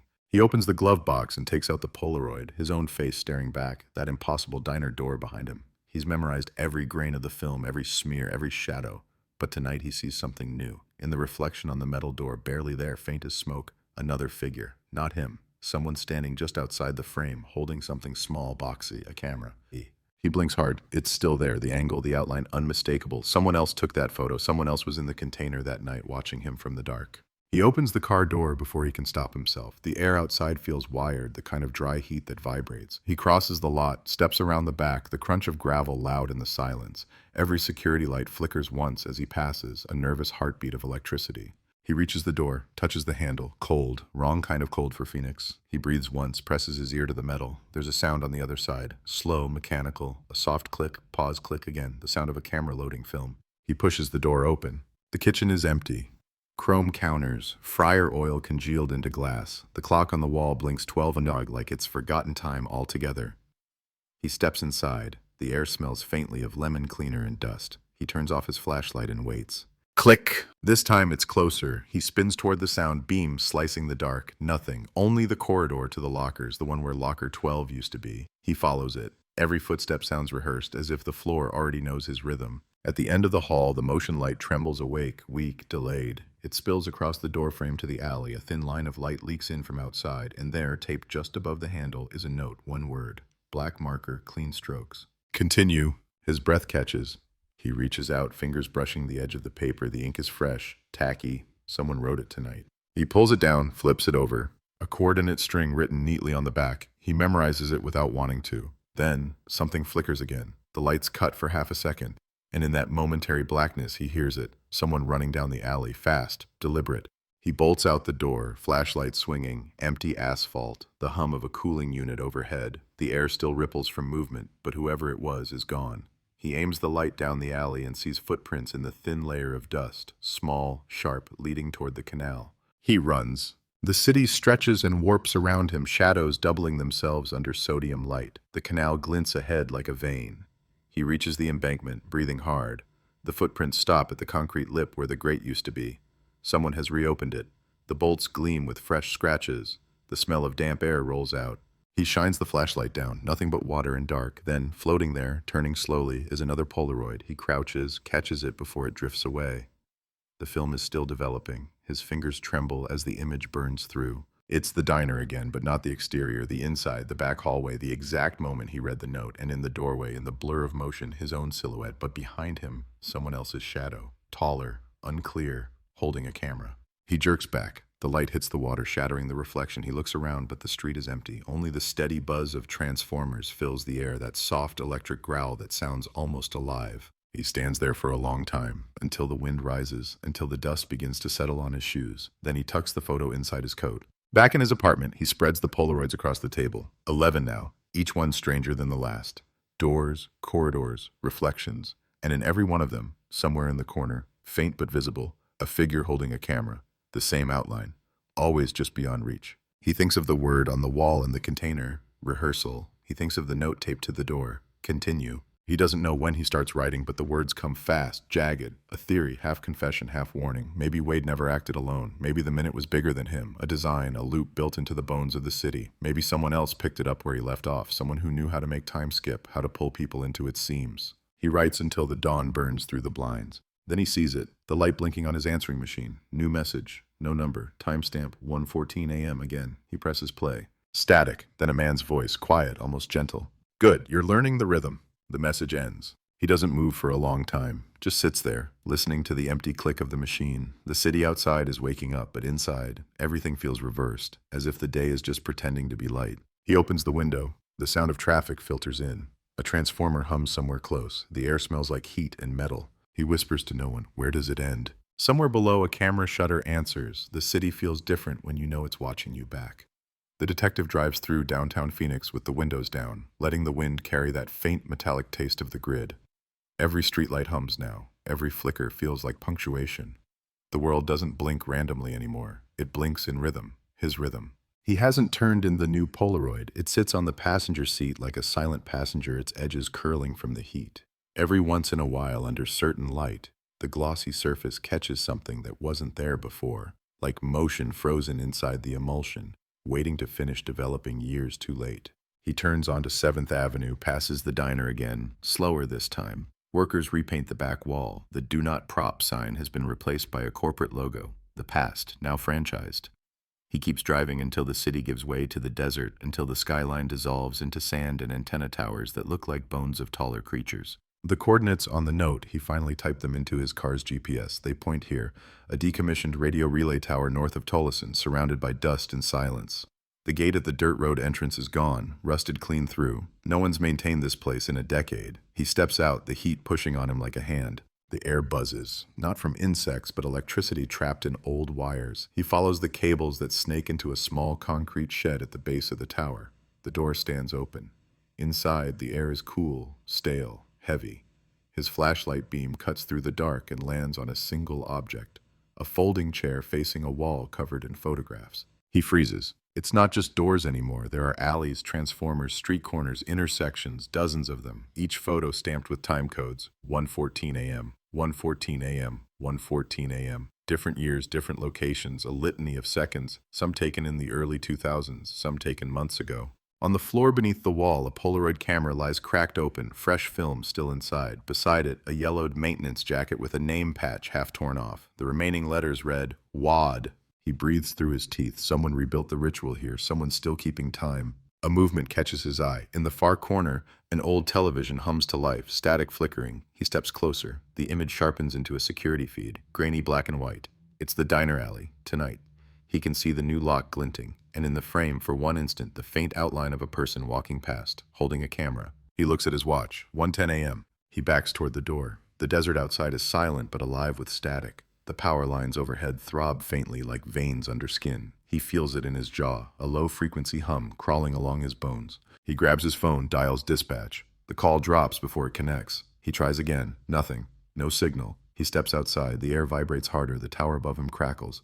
A small shower of sparks jumps from one line to another. Then, in the distance, a light flares, white, harsh, sudden, a transformer bursting open on the horizon. The flash leaves a negative on his vision, an afterimage that refuses to fade. The desert goes black again, except for the faint red pulse from the tower's warning light. It beats once every few seconds, steady, patient. He realizes what he's hearing isn't just the grid, it's the city's heartbeat. Someone's teaching it to keep time. When he gets back to his car, there's something on the windshield. A Polaroid, taped under the wiper. He peels it free with trembling hands. This one's darker than the others, taken from a high angle, like a camera mounted on a pole looking down. The timestamp, 1:14 a.m. The location, his car, right now. He looks around, flashlight cutting across the empty dirt. The tower looms silent, its top blinking red against the black. He drives, he doesn't know where. The desert road becomes city again. The hum follows. Every light that flickers feels deliberate now, each intersection like a metronome counting towards something he can't name. Back in his apartment, he locks the door and sits in the dark. The power hum in the walls is faint but constant. He lines the Polaroids across the floor. Every door, every alley, every reflection. He starts marking them on a map again. The coordinates draw a shape, not random, a circle. He measures the radius. The diner sits dead center. The radio tower sits on the edge. The rest of the points, switchyards, storage units, canals, fall perfectly along the line, like someone's tracing the city's power grid into a sigil. He stares at it until his eyes ache. The circle almost closes. Only one segment missing, one blank space between coordinates. He pulls out the note with the handwriting. Continue. The back of it still smells faintly of ink and dust. There's a faint indent under the word. He shades over it with pencil. Numbers appear. Another coordinate. The missing piece. Downtown. He grabs his keys. The streetlights flicker as he drives one by one, following him like dominoes. The last coordinate leads to an underground parking garage beneath an abandoned office tower. The gates half open. The air inside smells of metal and dust. He kills the headlights and lets the dark adjust to him. Rows of cars long stripped for parts. Puddles of oil catching the low emergency lights. And at the far end, a maintenance panel humming quietly. He walks toward it. The panel door is ajar. Inside, not cables, not meters, but a box the size of a briefcase, wired into the wall. A digital timer on its surface blinks 1:13:42. His throat goes dry. He doesn't understand what it is, not exactly, but he knows the number, he knows what comes next. He pulls at the wires, but the casing is fused shut. He steps back, staring as the seconds crawl forward. 01:13:56, 01:13:57. He backs away, the hum growing louder, his pulse syncing with the countdown. 01:13:59. At 01:14, the lights in the garage die. For a second, only silence, then a soft mechanical click, and a camera flash. He's blind for a heartbeat. The afterimage burns white. When his vision returns, the timer is gone. So is the box. Only the empty panel and the faint smell of ozone remain. He looks down. At his feet, another Polaroid, still warm. He picks it up with shaking hands. It's him again. standing in the dark. The flash caught his face mid-breath. But this time, the reflection in his eyes shows something behind him, a door. And through the crack of that door, another figure, half lit, holding a camera, smiling. He doesn't sleep that night. The hum doesn't stop. When dawn comes, the city looks normal again. Traffic moves, lights blink green, people laugh over coffee. But he knows better. Somewhere beneath the asphalt, under the circuits and copper, something has learned to count. He leaves the photo on his table and writes one final note beneath it. The city remembers the minute, and now it's teaching me. He folds the note, puts it in his coat, and steps outside. The heat hits like deja vu. The same dog barking, the same hum in the lines, the same minute waiting to begin again. The morning starts like every other, but the city feels wrong. The light is too pale, the air too still, the sound of traffic somehow rehearsed. He walks down the street with his collar up, feeling the hum of the power lines press against the back of his skull like a whisper that hasn't yet decided what to say. The world has started keeping his hours, he knows it. The diner opens again, new management, new colors, new menu, but the same layout, the same door. He passes it every day now, unable to stop himself. The lock glints in the sun, reflecting a thin stripe of light across the alley wall. That line of light lands exactly on 1:14 p.m., if you had the patience to watch. The city marking its own anniversary. He's begun to lose time in small, harmless ways. Keys misplaced, minutes missing. His phone logs show calls he never made, all time stamped at 1:14 a.m., outgoing. To the same unlisted number. When he tries to redial, the line is dead. He's not sure if it's exhaustion or contagion, but the minute is beginning to follow him into daylight. He's not officially on the force anymore. The department called it an indefinite leave of absence. The captain told him quietly, "You've done enough."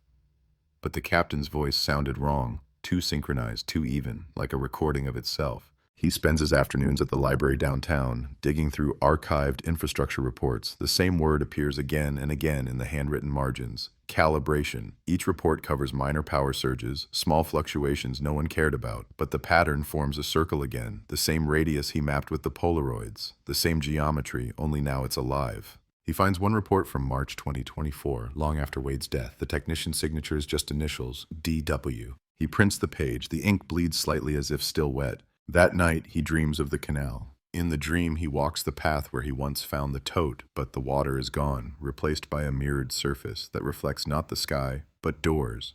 Thousands of doors, stretching into the horizon, each opening at the same second. He hears the same soft click from all of them, layered into a single sound that becomes thunder. He wakes at 1:14. There's a noise in his apartment, a low buzz pulsing from inside the walls. He follows it to the kitchen. The refrigerator light flickers, on, off, on again, keeping the rhythm perfectly.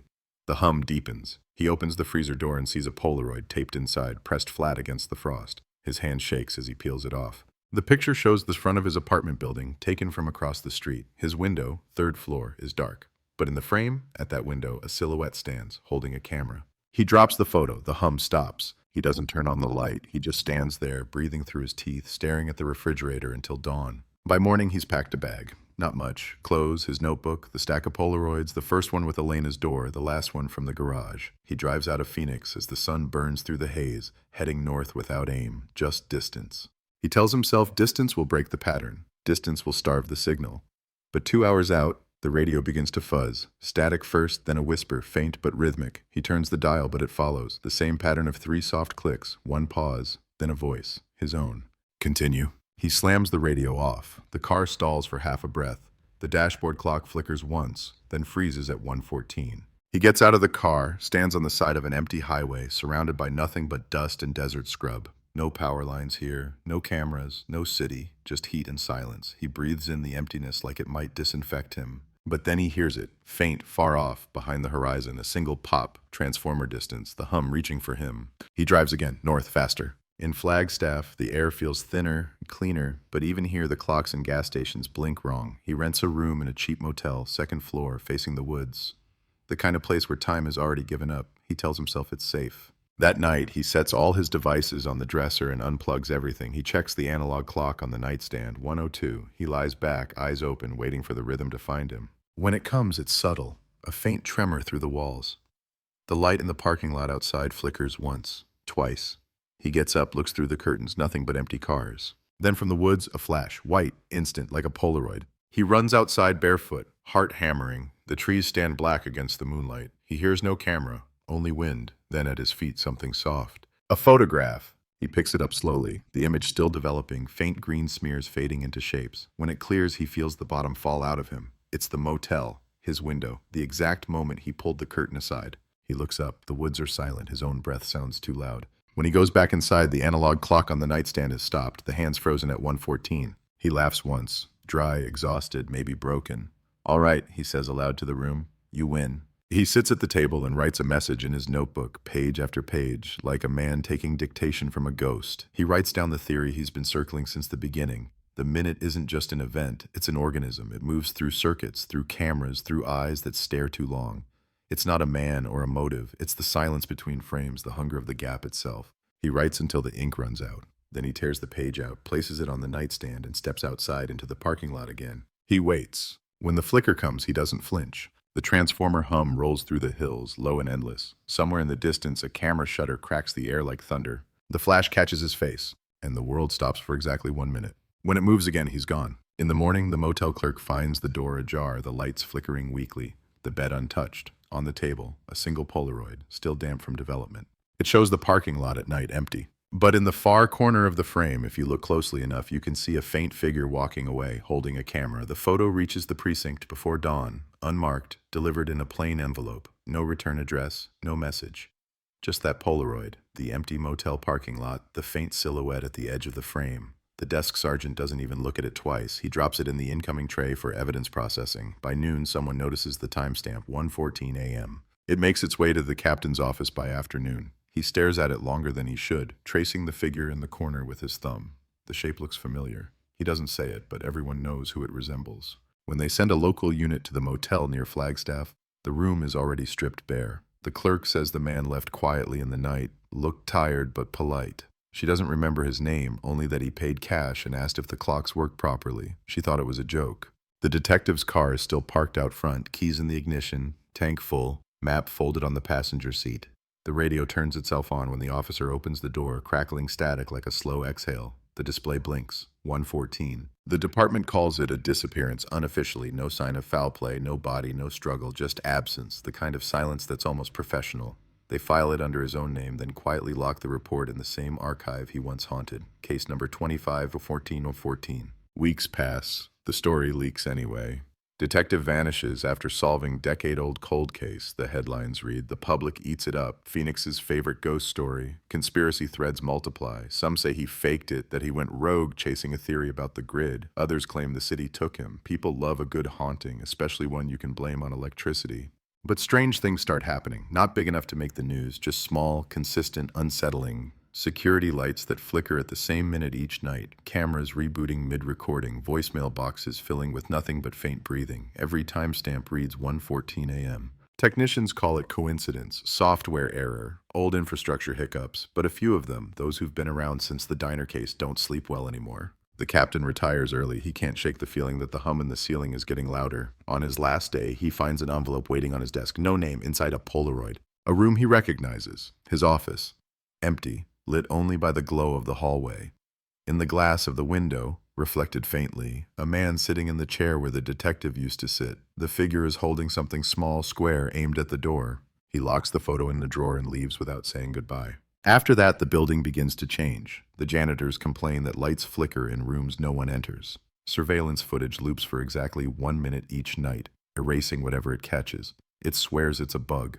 The tech who checks the server logs stops showing up after a week. Then one night, a rookie on patrol gets a call to check a power surge near Thomas Road, the same strip where the diner once stood. The building's been demolished for years. What's left is an empty lot fenced with chain link. He drives over anyway.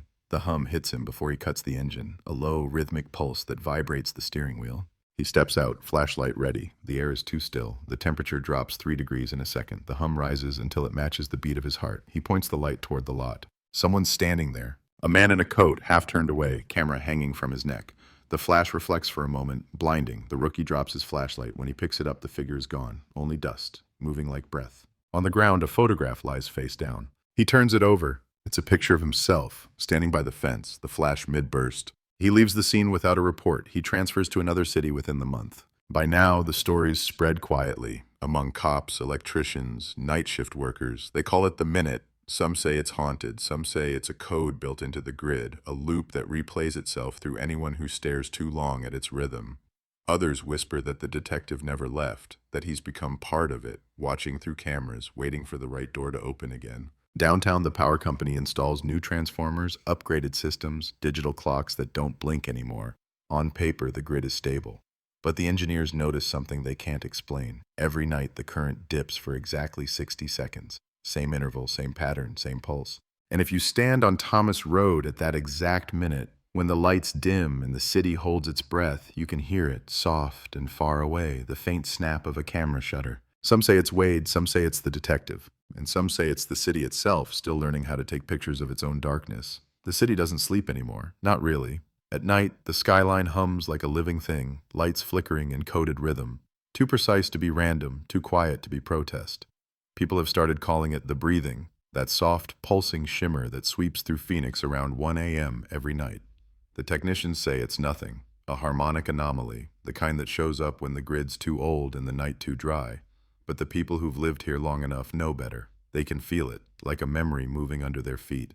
The precinct has changed. The old building on Jefferson Avenue stands half empty now, most of the units relocated to the new district headquarters. The hallways echo.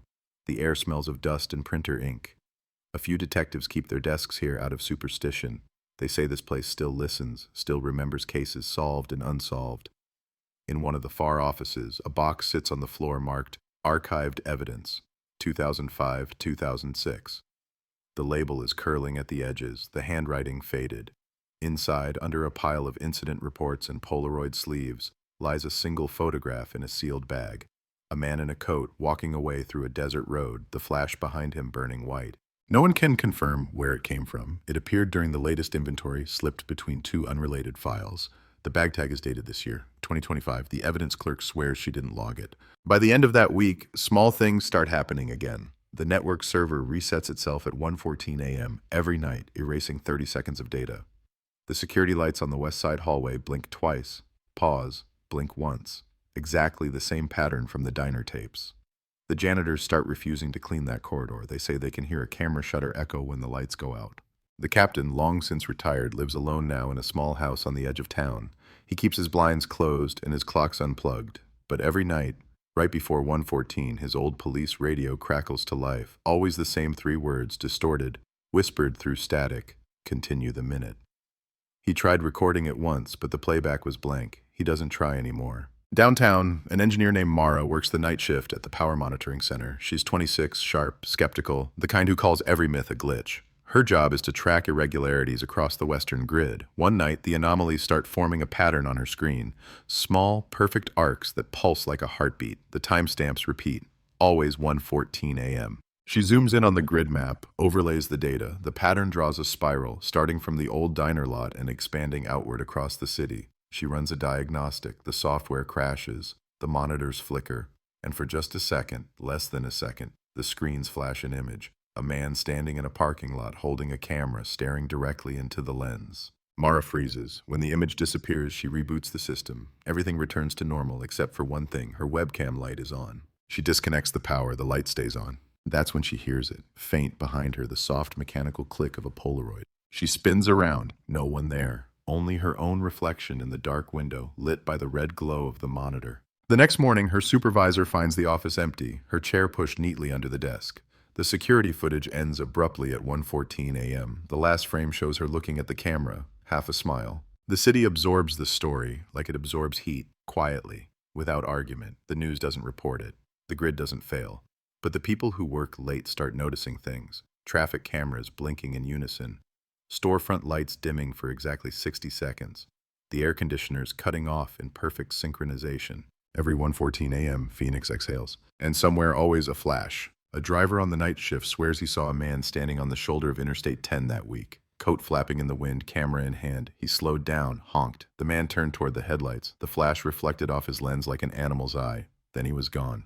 In a neighborhood near Thomas Road, a woman wakes to find her digital clock frozen on 1:14. When she goes to reset it, she finds a photograph lying on her windowsill, her own backyard, taken from above. The photo is warm. A month later, an anonymous blog starts posting images from all over the city. Dozens of Polaroids, all time-stamped 1:14 a.m. Some show empty intersections, some alleys, some faces half-lit, caught mid-blink. The account name is @C17Archive. The posts appear at exactly the same time every night. No one knows who runs it. The comments fill with theories.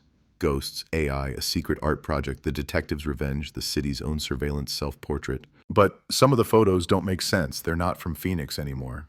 One shows a gas station in Nevada, another a street in Chicago, one a dark kitchen somewhere overseas, each location the same second. 114, each one with the faint outline of a person holding a camera. People start noticing their own reflections behaving differently. For a split second during that minute each night, mirrors lag, like the glass is thinking before it answers. Security guards report cameras taking still photos by themselves. Phone screens light up, capturing faces that aren't in front of them. And then inevitably the lights dim again. For one full minute, the world feels paused. Then it moves. When dawn comes, there's another photo on the captain's doorstep. No envelope this time, just film. The image is new. Phoenix skyline at sunrise, glowing gold. And at the bottom edge, a faint handwritten note. Rehearsal complete. The captain drops it, heart stuttering. The Polaroid lands face up. In the reflection of one of the skyscraper windows, he sees a silhouette, long coat, camera raised. He turns slowly toward his living room. The lights flicker once. And from somewhere in the house, soft, unmistakable, the click of a shutter. At 1:14 a.m., every light in Phoenix breathes once. Off, on, a collective shudder. Power lines hum in perfect sync. Neon signs pulse. Traffic lights freeze mid-cycle, and every clock stalls on the same second, as if the city is holding its breath. Then the flash comes. Not bright, not blinding. Just a soft white bloom that leaves no shadow. In the darkness that follows, silence moves like wind through metal. Across the city, devices wake on their own. Laptops, phones, televisions, all flickering the same static rhythm. The static resolves briefly into an image, a face half seen holding a camera, whispering something no one can quite make out. Some say it sounds like a man saying continue. Others say it's the city repeating its own name. The feed vanishes before anyone can record it. At the precinct, the motion sensors trigger though the building is empty. Surveillance footage shows the old hallway, the one that used to lead to the evidence room. The lights turn on one by one. The camera pans left, then right. No one there. Just the hum of power lines through walls that remember too much. Then, in a single frame, the lens captures a reflection in the window. A man in a coat standing exactly where the detective's desk used to be. The frame flickers once. Then nothing. By morning, the city's grid reports no anomalies, no outages, no measurable surge. But every technician who checks the data finds one gap, 60 seconds of absolute silence, 1 minute missing from the record. Somewhere inside that missing minute, something has changed. At dawn, the first Polaroids appear again, not in envelopes this time, but scattered, under windshields, on doorsteps, taped to elevator panels, pinned to notice boards in gas stations and diners. Each photo shows the same thing.